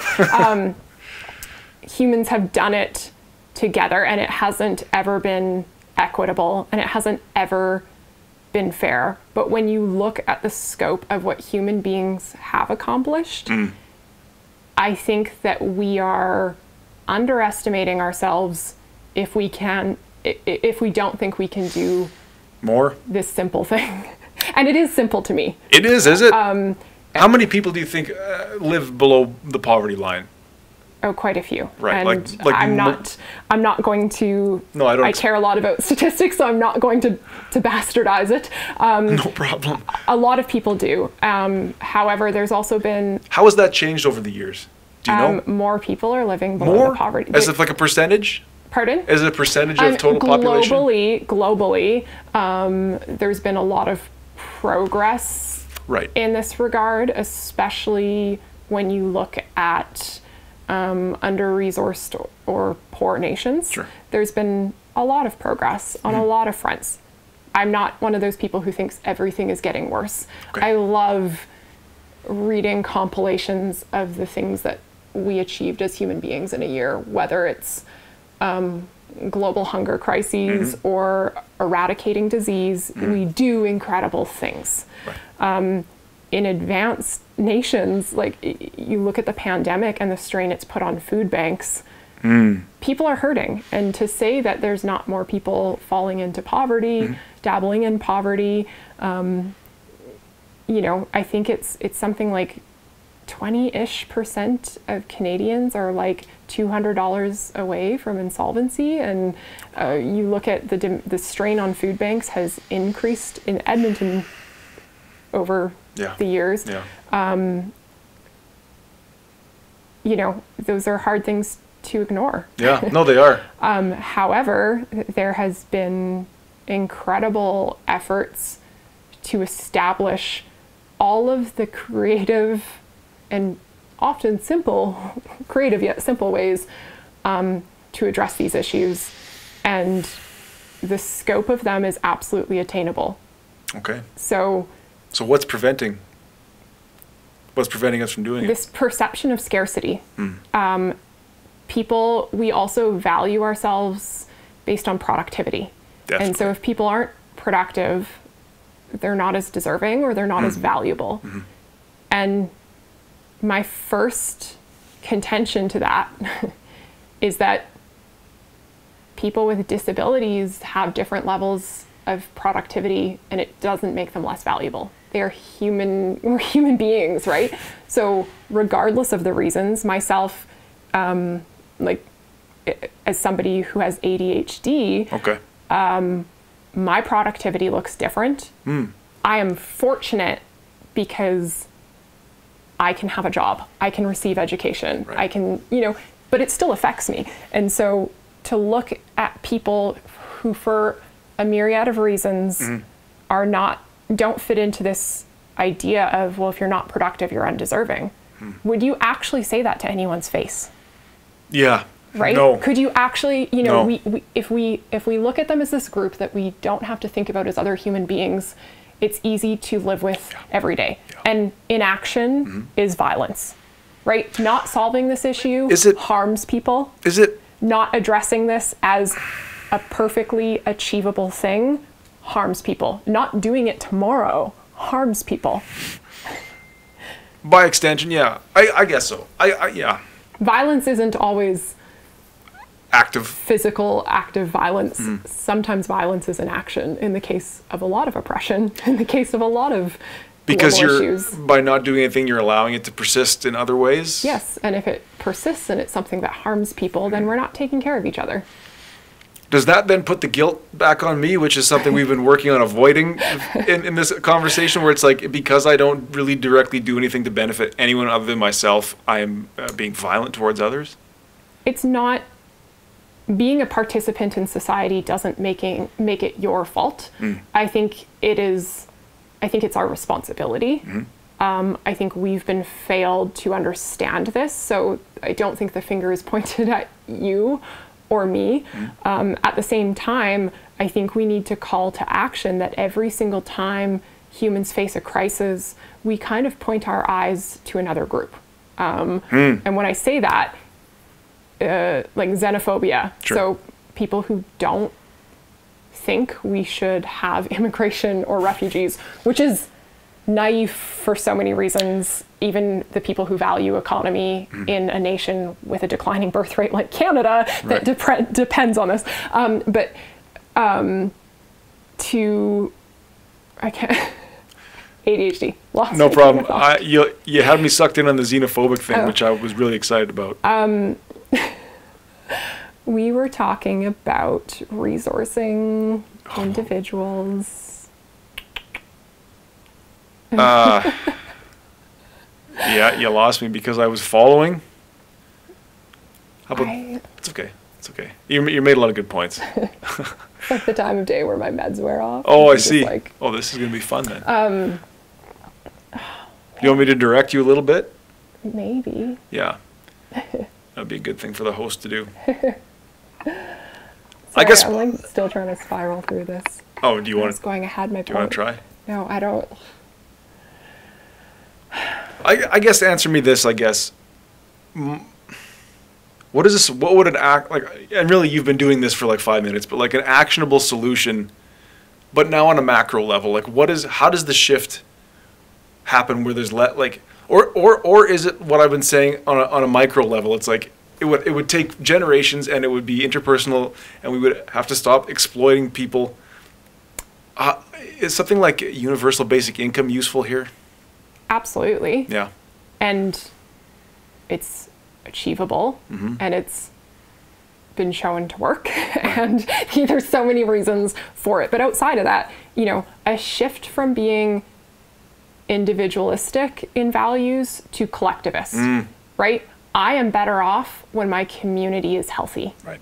A lot of people don't really think about that. They don't think about that. It is, I will do what immediately seems best for me, And it's kind of the prisoner's dilemma. If we all choose the action that we perceive as best for us immediately, we are all actually worse off. So collective community values, valuing community, is huge. Like you said, the individual day-to-day actions and conversations, calling people in, being patient in discussion, using your privilege when it makes sense to, but generally raising up other voices on the issues that you want to talk about. On a global level, I think it is an international effort, at the very least, to bring in policy that supports fair taxation for top earning individuals. Again, none of whom we've ever freaking met, because we probably don't know people who own islands. Right. And who are probably lizards and aliens under their human skin. So, you know, bringing in fair taxation for top earning corporations, top earning individuals. And the reason I say that's an international effort is because if we do it in Canada, those people leave. If America does it, they do offshore banking. As long as somebody welcomes this abuse of power, it will harm us. They will go to the ends of the earth to wherever it can be done to do it. So when I say an international effort, that needs to be done. Interesting. The amount of... That makes sense to me. You know, it puts so much more money back into government, where right now we are squeezing taxation of individual household income and having to cut budgets on public expenditure, which harms us all. And yet we're all voting for tax cuts because we feel the squeeze and we feel like we can't handle anymore because we perceive scarcity. Instead of voting for what's best for our communities and each other. What is the thought there? What is the reasoning behind that? Like the UCP government here in Alberta, they slashed corporate tax rate to like 8%. And lowest in Canada. Even before that. Go Alberta. And there's been cuts to the healthcare, education, I'm sure. We just got out of that coal debacle that just about ruined us. We're not out. I thought anyway, we don't have to go there. We're sort of out. Okay. My question, I guess, is what's the reasoning there to I guess, like you say, make it a safe haven for corporations to come operate here and screw the little man, so to speak? Yeah, so I'm going, if you need to probe me on this question, bring me back to this question. Okay. Sure. This is me, attention deficit. Oh, okay. So just bring me back if I go off, but I want to start by answering, by explaining a little bit of how I perceive our political system. Okay. So that's great. Neoliberalism, right-wing populism, a bunch of reasons, a bunch of factors have affected what we perceive the middle of our political spectrum to be. So the middle between left and right, where left is NDP Liberals, right is UCP and the Conservative Party at the federal level. And everyone else can fall into there, and I'm just not going to name them. Where does the Rhino Party fall? That's what I'm wondering. What has happened is that our center has kind of been pulled to the right. Conservatives are no longer really the party, you know, not where every political party changes and adapts and grows over time. But their agendas and platforms have become further to the right. And a lot of this has ties to the ways in which right-leaning governments tend to not really get the human rights aspect as much, or the systemic oppression side of things as much. So it's been pulled to the right. So that pulls kind of all these voters over there. And so when you're that far to the right and you look to your left, the center is now closer to the right, but you still think it's the center. Is this the Overton window, or is that different? I'm not sure. Okay, please. But I see what you're saying. So everything has been shifted to the right. Yeah, exactly. So then the way that the right is perceiving the left is that they're so extreme. When in Alberta, our left-wing parties are fairly neutral. Yeah. The NDP... pretty centrist. They're pretty centrist, and they, despite that their views of social justice, I'd say, are very sufficiently left. Like I mean that as a compliment, as a good thing. Yeah. But their, you know, their policy, their views on economy, they're very centrist. Like our left-wing party here is still for consensual pipelines. Right? Oh yeah. So this idea that the left, and to use Notley as the example here, sure. She has become this figurehead in what the right are calling socialism, right? It's the furthest thing from socialism in a lot of ways. Exactly. So our perception of what center is skewed, and our right is actually incredibly far right at the moment. All right. Which means a big time sort of constraint on personal freedoms?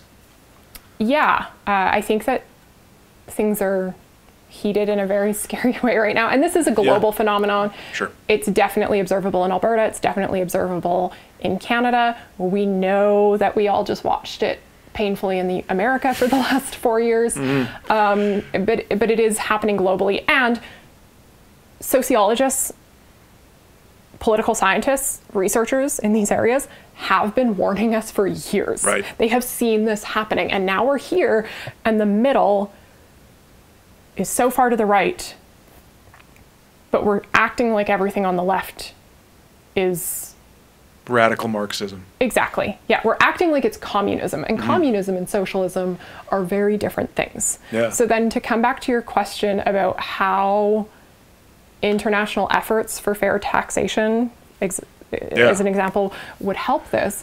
And then coming to your question around Jason Kenney and the UCP and all of the cuts he's making, we continue to let corporations get away with not paying their fair share. And that hurts all of us. We feel threatened. We vote in people who promise to protect our income.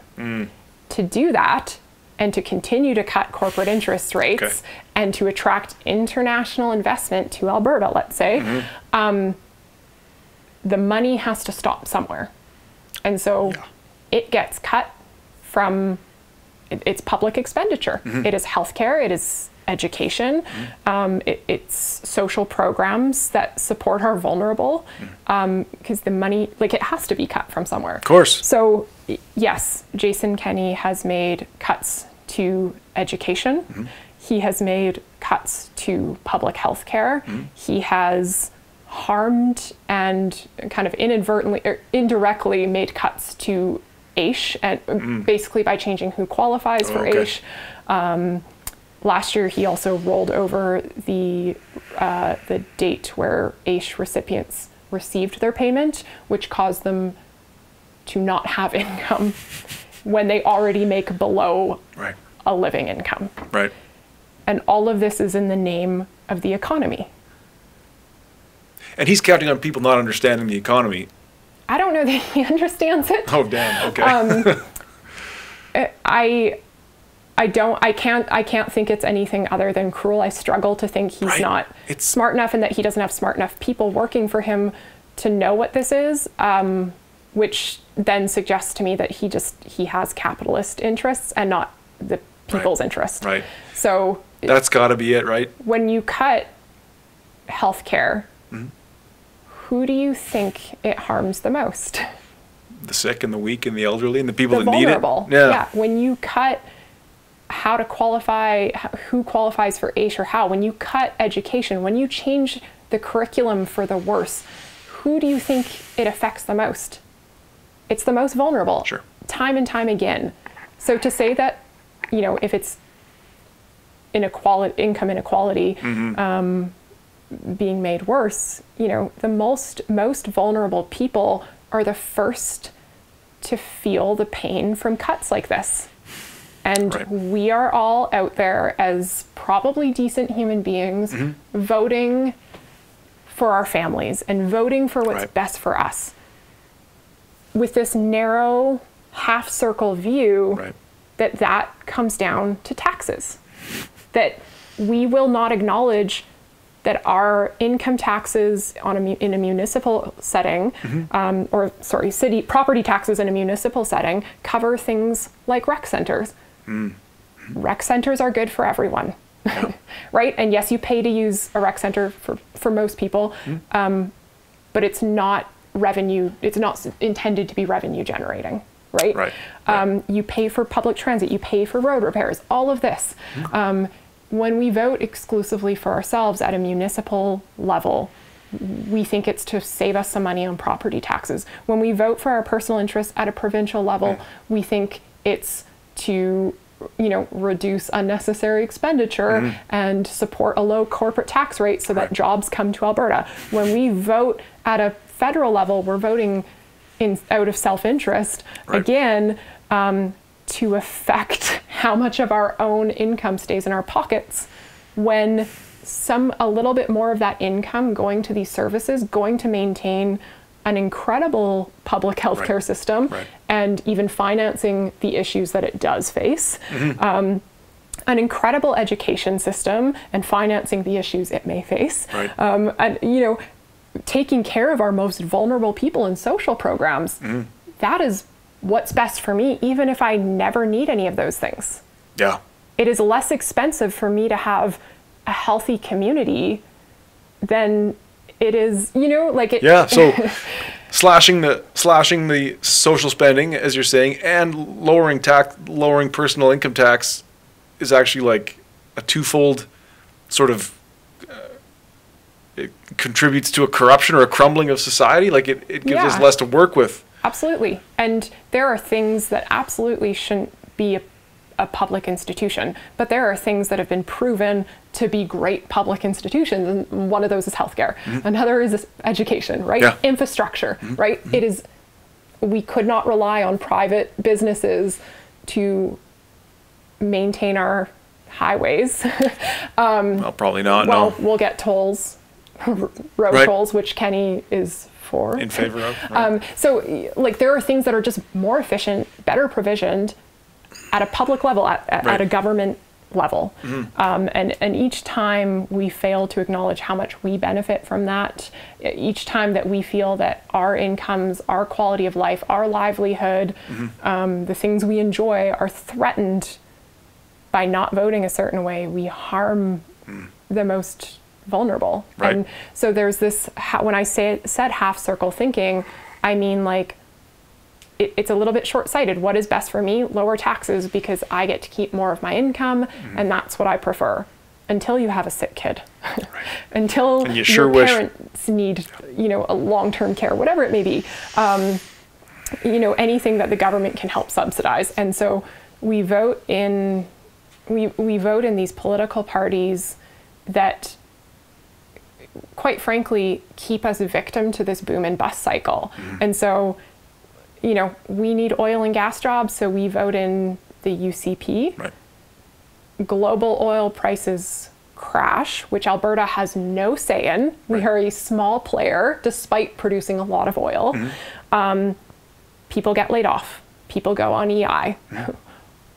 They want that EI. They collect that EI. They depend on it. They probably know another cycle is around the corner, whether naively or not. They're employed again. They come off of EI. They continue to vote in politicians who want to make cuts to programs like EI.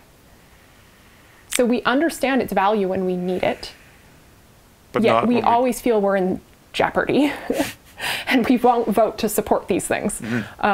And Jason Kenney himself was trying to justify not locking us down by citing an incredibly socialist nation's approach to it and how successful it's been. And who was that? He failed. Oh, I want to say Sweden. One of the Northern European countries. I can't remember which one he cited on television or in his address. But what he fails to recognize there, and this is where I think he's kind of gaslighting us, is that fundamentally they are more collective. They value community. They know that everyone's health affects them. So Are they more likely to take measures upon themselves? Probably, yeah. Absolutely. But we are so individualistic that we think we have a right to not wear masks, and then we get gaslit by politicians who, outside of the pandemic, are happy to cite these successful nations, these well-off nations that are, outranking Canada in certain measures, and say, we can be like that. We need to be less like them politically. Doesn't make sense, does it? Absolutely not. So much of it is like, when you break it down the way you have, and you think about Kenny and his goons and the UCP, it just, you wonder, is it just stupidity? Is it selfishness? Is it like you say, maybe he has capitalist interests in something that we're not aware of? I'm really growing a big distrust for the ruling, for big government, or for this sort of government intervention in our lives. I think that government, earlier I said how economies and governments should truly be out for the best interest of people. Right. I think that if that trust was there, we would have no problem with our government stepping in. I have no problem with my government administering healthcare, because it's something that I have always been able to depend on. And I personally couldn't marshal the resources to do it for myself. We need that. Yeah, exactly. So the idea of government intervention worrying us, I get it, because I wouldn't trust Jason Kenney with any aspect of my personal life. But I don't believe that he's representative of all government, of all political parties or political interests. And I don't think he's stupid. You don't? No, I think that he's strategic. Okay. But with himself, with his own interests? I think that he is a bigot and has a lot of unlearning and relearning to do. So he is at an early point and he doesn't see the road in front of him, right? This is a man who went down to the United States to stop dying AIDS patients from seeing their loved ones. That article was very shocking. That National Observer article that we talked about before, when it outlined all that shit he did in his younger years, that's hard to stomach. And that is we voted for him for the economy. How is that man driving an economy that takes into account all of its citizens? He's not. And everyone's needs, when this is his track record. He has no compassion. If he, even the coal mining, there was no consult. It just went ahead. It went to an Australian firm that guaranteed a handful of temporary jobs. That isn't for trades workers. That's not. No. Right? I don't think he's stupid. I think that his interests are well hidden, but kind of obvious. If you look at even some of the public expenditure in place right now, that some of the areas in which he's looking to privatize, you can draw these lines back to people he knows. And Harper. I can't think, it's hard to believe that it would be a coincidence at this point, because it's happened a lot. Something like cronyism, right? Something just like keeping his social circle well paid. Yeah, absolutely. And if you I look at Tyler Shandro, our health minister, whose wife, him and his wife have ties to TELUS Health, and the pandemic unfolds, and they're all telling us to pay for virtual doctors via TELUS Health. And he financially benefits from that. Wow. And he's our health minister. So is somebody like that really going to support the value of public health care? Doesn't seem like it. When we all are voting out of self-interest, we're electing politicians who are behaving no differently. Who do the same. Right? And so, when you ask about how to address this, I don't have policy solutions. I think relearning collectivist values is the first step. Cool. If it's a religious standpoint, it's the help thy neighbor, love thy neighbor, whatever. If it's not the religious standpoint, it's just understanding that I am better off when my community is cared for at every single level. Yeah. Whether it's people experiencing, people who are houseless, or it's people with high income, whether it's people with small businesses who are threatened by tax rates. Everybody needs to matter to everybody. We're all connected.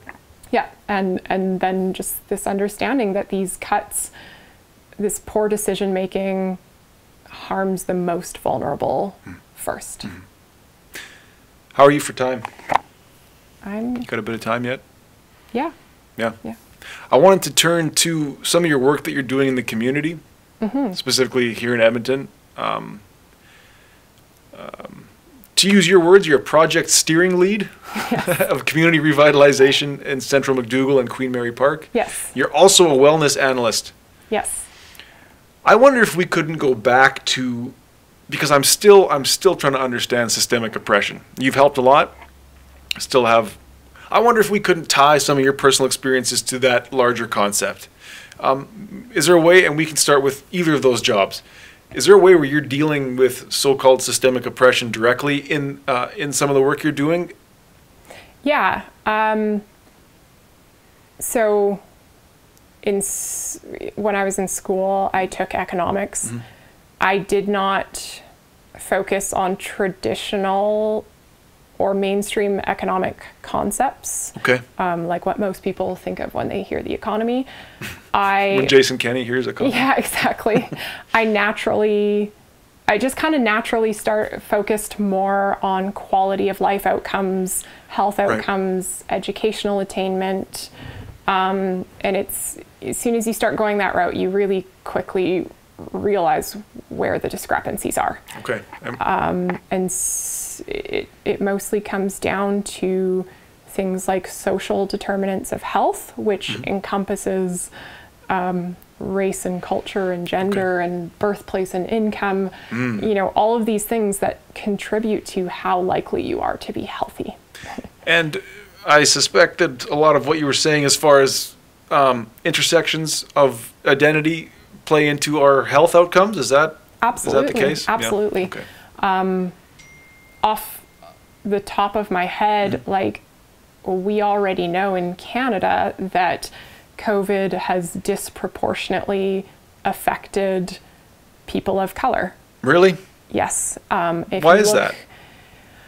There's so many complex reasons, starting at the early days of colonialism and imperialism. It is? What? So if Please enlighten me. I mean, okay, so to give another example, in America, so first of all, America has a higher maternal mortality rate than Canada, meaning that more women die in America giving birth than in Canada. And it's by like threefold. I believe it's in Canada it's 3 per 100,000, and in America I think it's like 9. Okay. I could be wrong on those numbers. And they pay for healthcare. Yeah.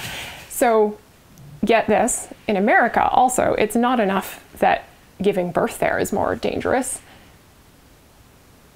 Those numbers grow if you're Black.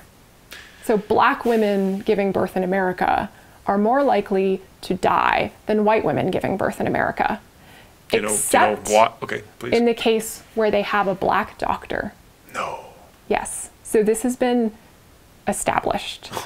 Really? The one part of this reasoning is, aside from like, falls within systemic racism, is that the father of modern gynecology bought and used enslaved women to advance the practice. Oh, okay.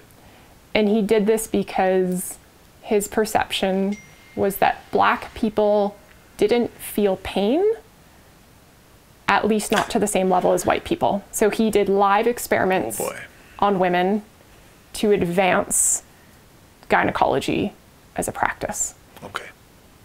And when you listen to people in medical fields talk about this, you see the way that belief has transcended time.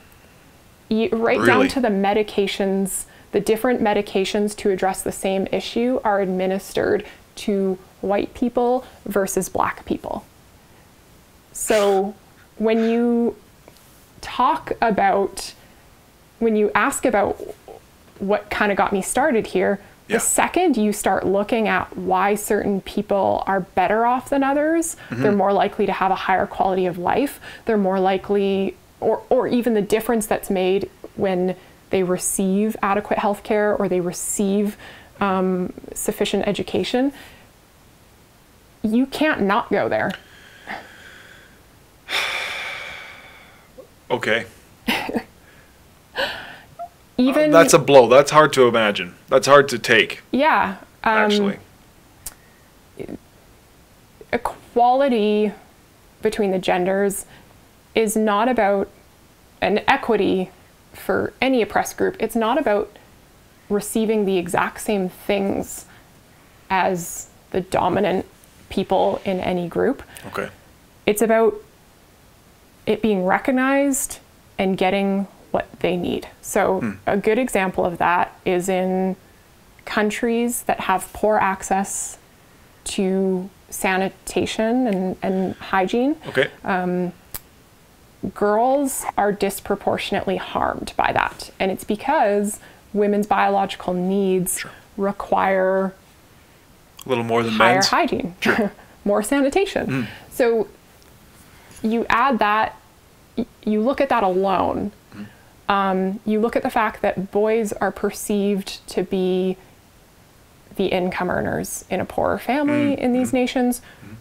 If you have $1 to spare and one of your kids needs medical treatment, or both your kids need medical treatment, and it's a boy and a girl, who are you going to put your stakes in? Right? Don't ask me. And then you add, sorry, not putting you personally on the spot.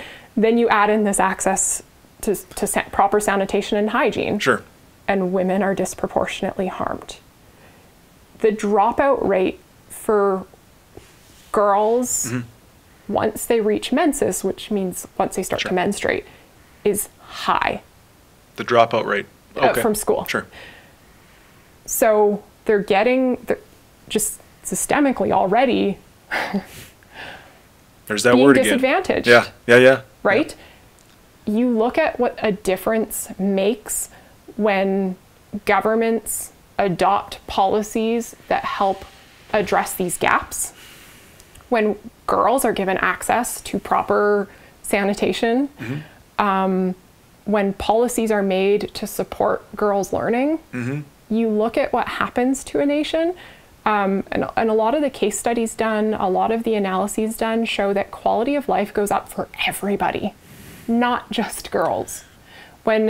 I believe it. When there's been case studies, I can't remember which region it was in India, where there was two similar villages side by side. Both had similar natural resources, proximities to major cities, climates, rainfall, you name it. They were very, very, very similar. One of these villages adopted a policy of democratic representation where women had to hold the same number of, or I don't remember if it was like 30% of the seats or 50% of the seats, more than they had. And the other village didn't. Right. And so... This is a true story? This is a true story. Yeah. When observing these two villages over time, because women were represented at this level, infrastructure improved for everyone. I believe it. Right? Like, if we don't have people at the table to talk about what they face, what their needs are, we're not making policies for everyone. So to look to why I got into this, why I started down this path, is because if you look at these problems and start to read about what actually makes a nation happy, it boils down to these things. Right. Not the happiness and the advantageousness of the few or the majority even. Yes, yeah, it's got to be everybody. Everybody. And the more inclusivity there is, really the better. We haven't drawn, that line hasn't been drawn. And if health outcomes and educational attainment affect quality of life and the quality of policy and policy implications, if they affect your infrastructure positively, doesn't it just seem like a good investment? Doesn't it just seem like a good strategy? And kind of, to some extent, for certain, desiring certain outcomes, kind of a simple solution. It is, but that's the thing, is it's too simple of a solution almost. You know, it's like, to me, again, it keeps going back to this tendency to create in-groups and out-groups, and we have to marginalize somebody to understand ourselves.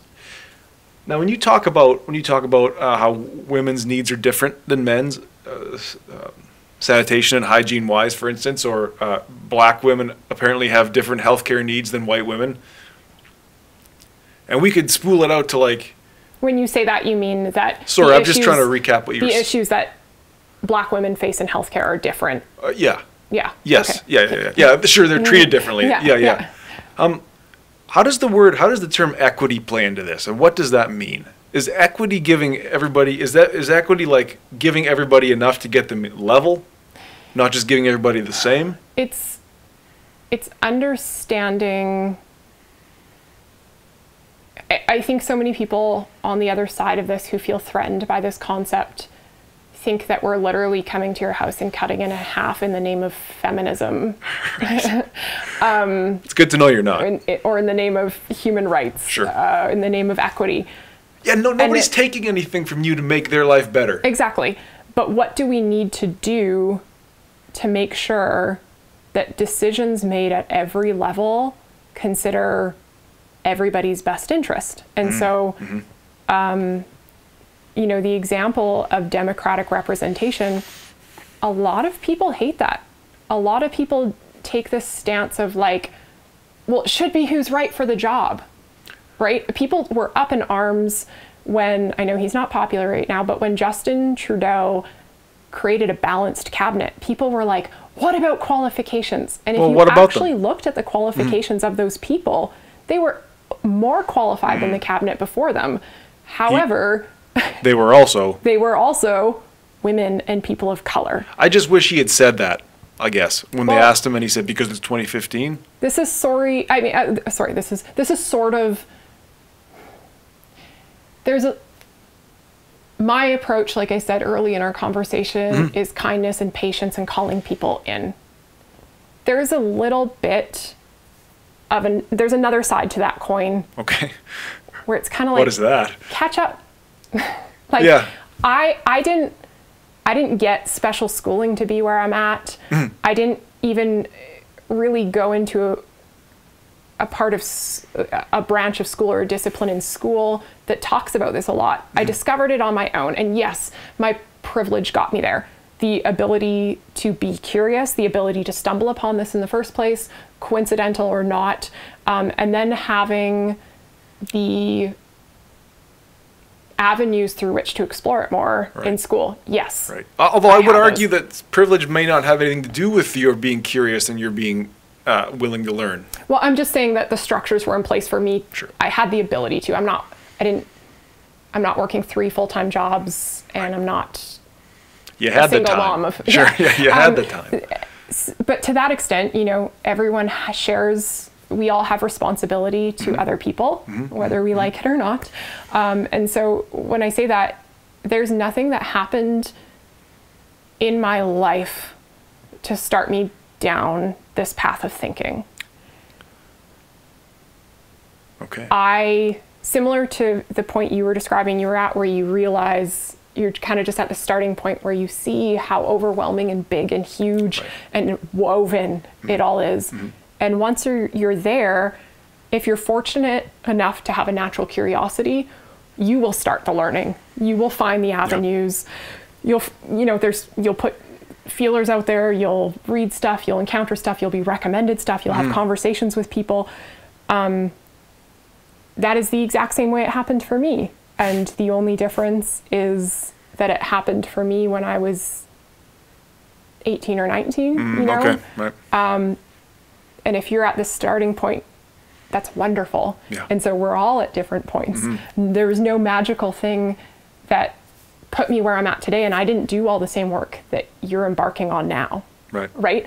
And in acknowledging that, there is somebody who is the equivalent of 10 years ahead of me out there who's the same age as me. Wow. And so it's okay to be wherever you are. Yeah. The point is to head in the right direction. And to, I think part of our responsibility and our duty to fellow humans is to do a bit of that work.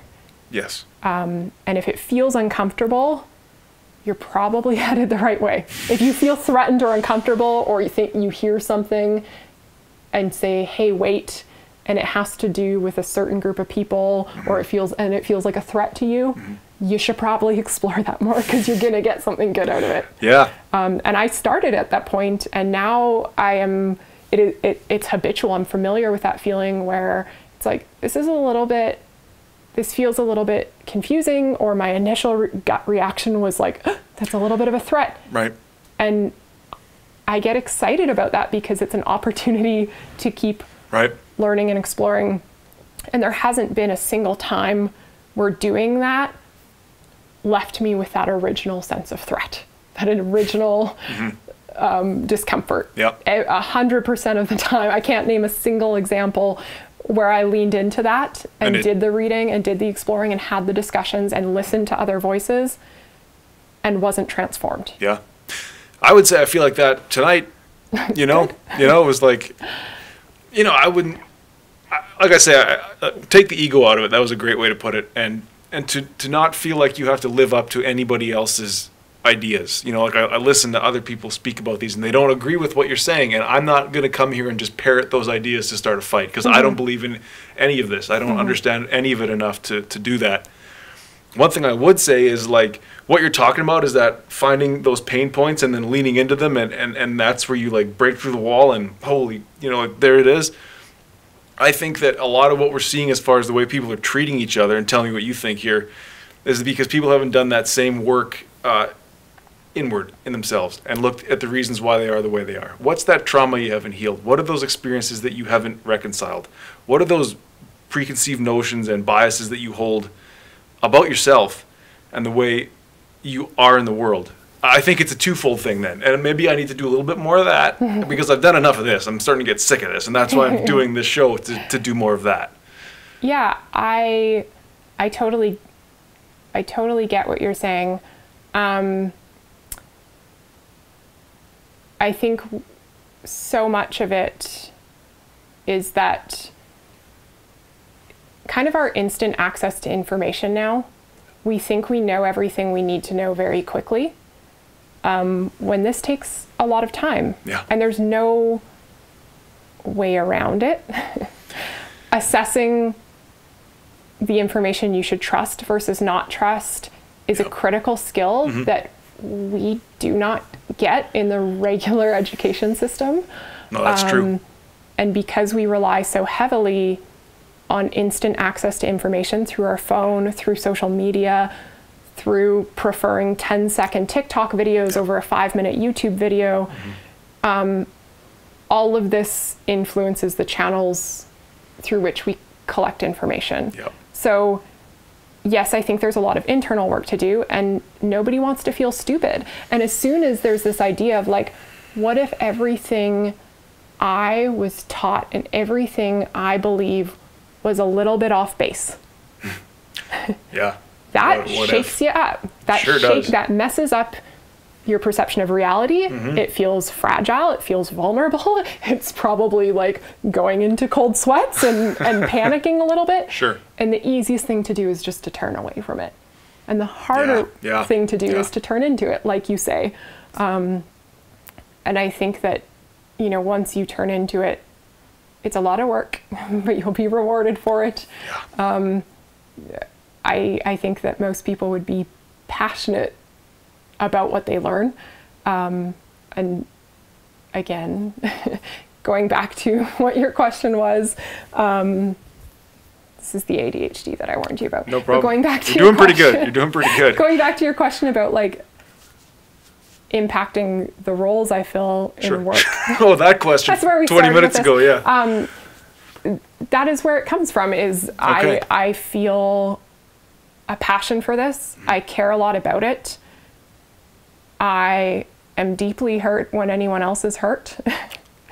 And to see that happening on a systemic level, to have that clarity, to see the direct cause and effect, it's something that I cannot turn away from. So, you know, when I was in school and people would say, like adults in my life would say, what are you going to do with education and economics? I never had a good answer. I didn't have a dream job. It was, I want to make people's lives better with numbers. Like that was my simplistic answer. Okay. And so the role I'm in now was really that. Like it was this magical timing of, I was kind of looking for jobs. I'm stubborn, so I won't apply for things that I'm not passionate about just to get something on the resume. Right on. My husband was like, you need to just like start getting your resume out there, apply on 100 things. It doesn't matter. It can be short run. Something else will come. Right. And I was like, I don't have the attention span to do a job I hate. So I owe it to my employer to only apply on jobs that I'm passionate about. And so when this role came up for a wellness analyst, it very quickly spoke to me. Yeah. Trying to validate and story why we should care about other people, why we should view a person not just, you know, from a healthcare perspective, why we shouldn't just view it as someone who's sick or who's not, and looking at the growing chronic disease prevalence we face in Canada and in Alberta, that whole person approach, like a better quality of life affects this. It's not just treatment. It's not just prevention. Everyone's at a different spot in their life. Right. Everyone's at a different stage of readiness. Everyone has different needs. And so as a wellness analyst, I get to story and validate how empowering people at any level is beneficial. How helping people isn't just treatment and prescriptions and management. It's a whole lifestyle, and my value on quality of life, I think, you know, goes hand in hand with that. Surely. So that's kind of why. Yeah. Okay. That's why I ended there. And then the neighborhood revitalization project, where I'm a project steering lead. That's a voluntary role. Oh, okay. And I started that recently, but it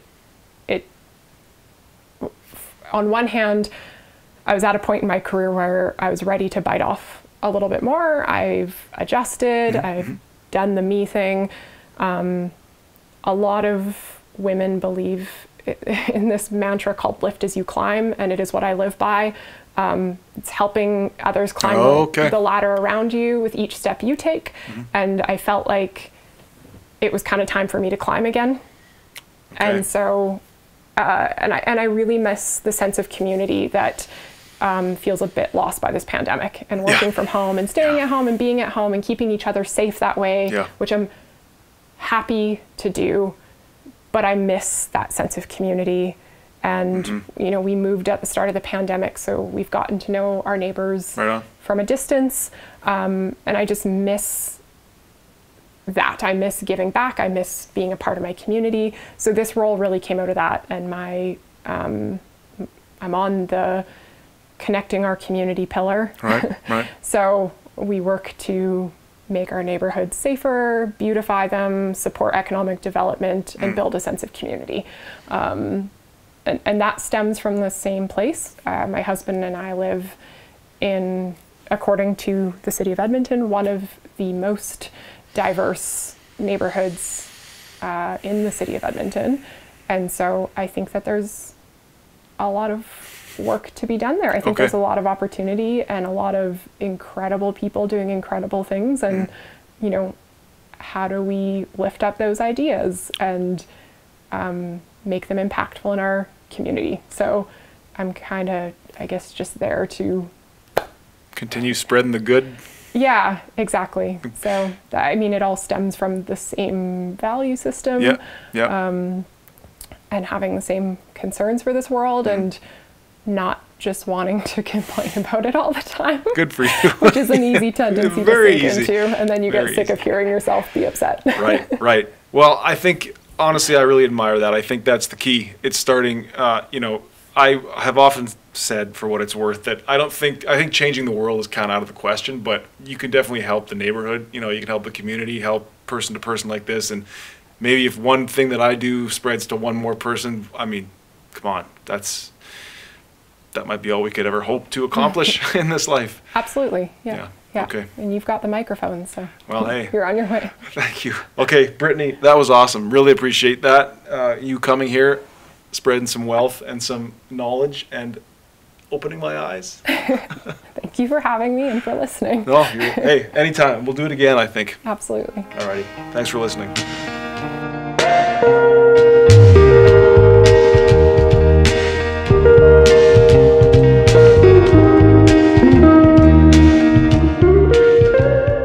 Thank you for listening to the North Bank Media Podcast. If you enjoy this conversation, please subscribe on YouTube and give us a like. If you're listening on Apple Podcasts, please subscribe as well and leave a 5-star review. Please feel free to share these conversations with friends, family, colleagues, coworkers on any platform.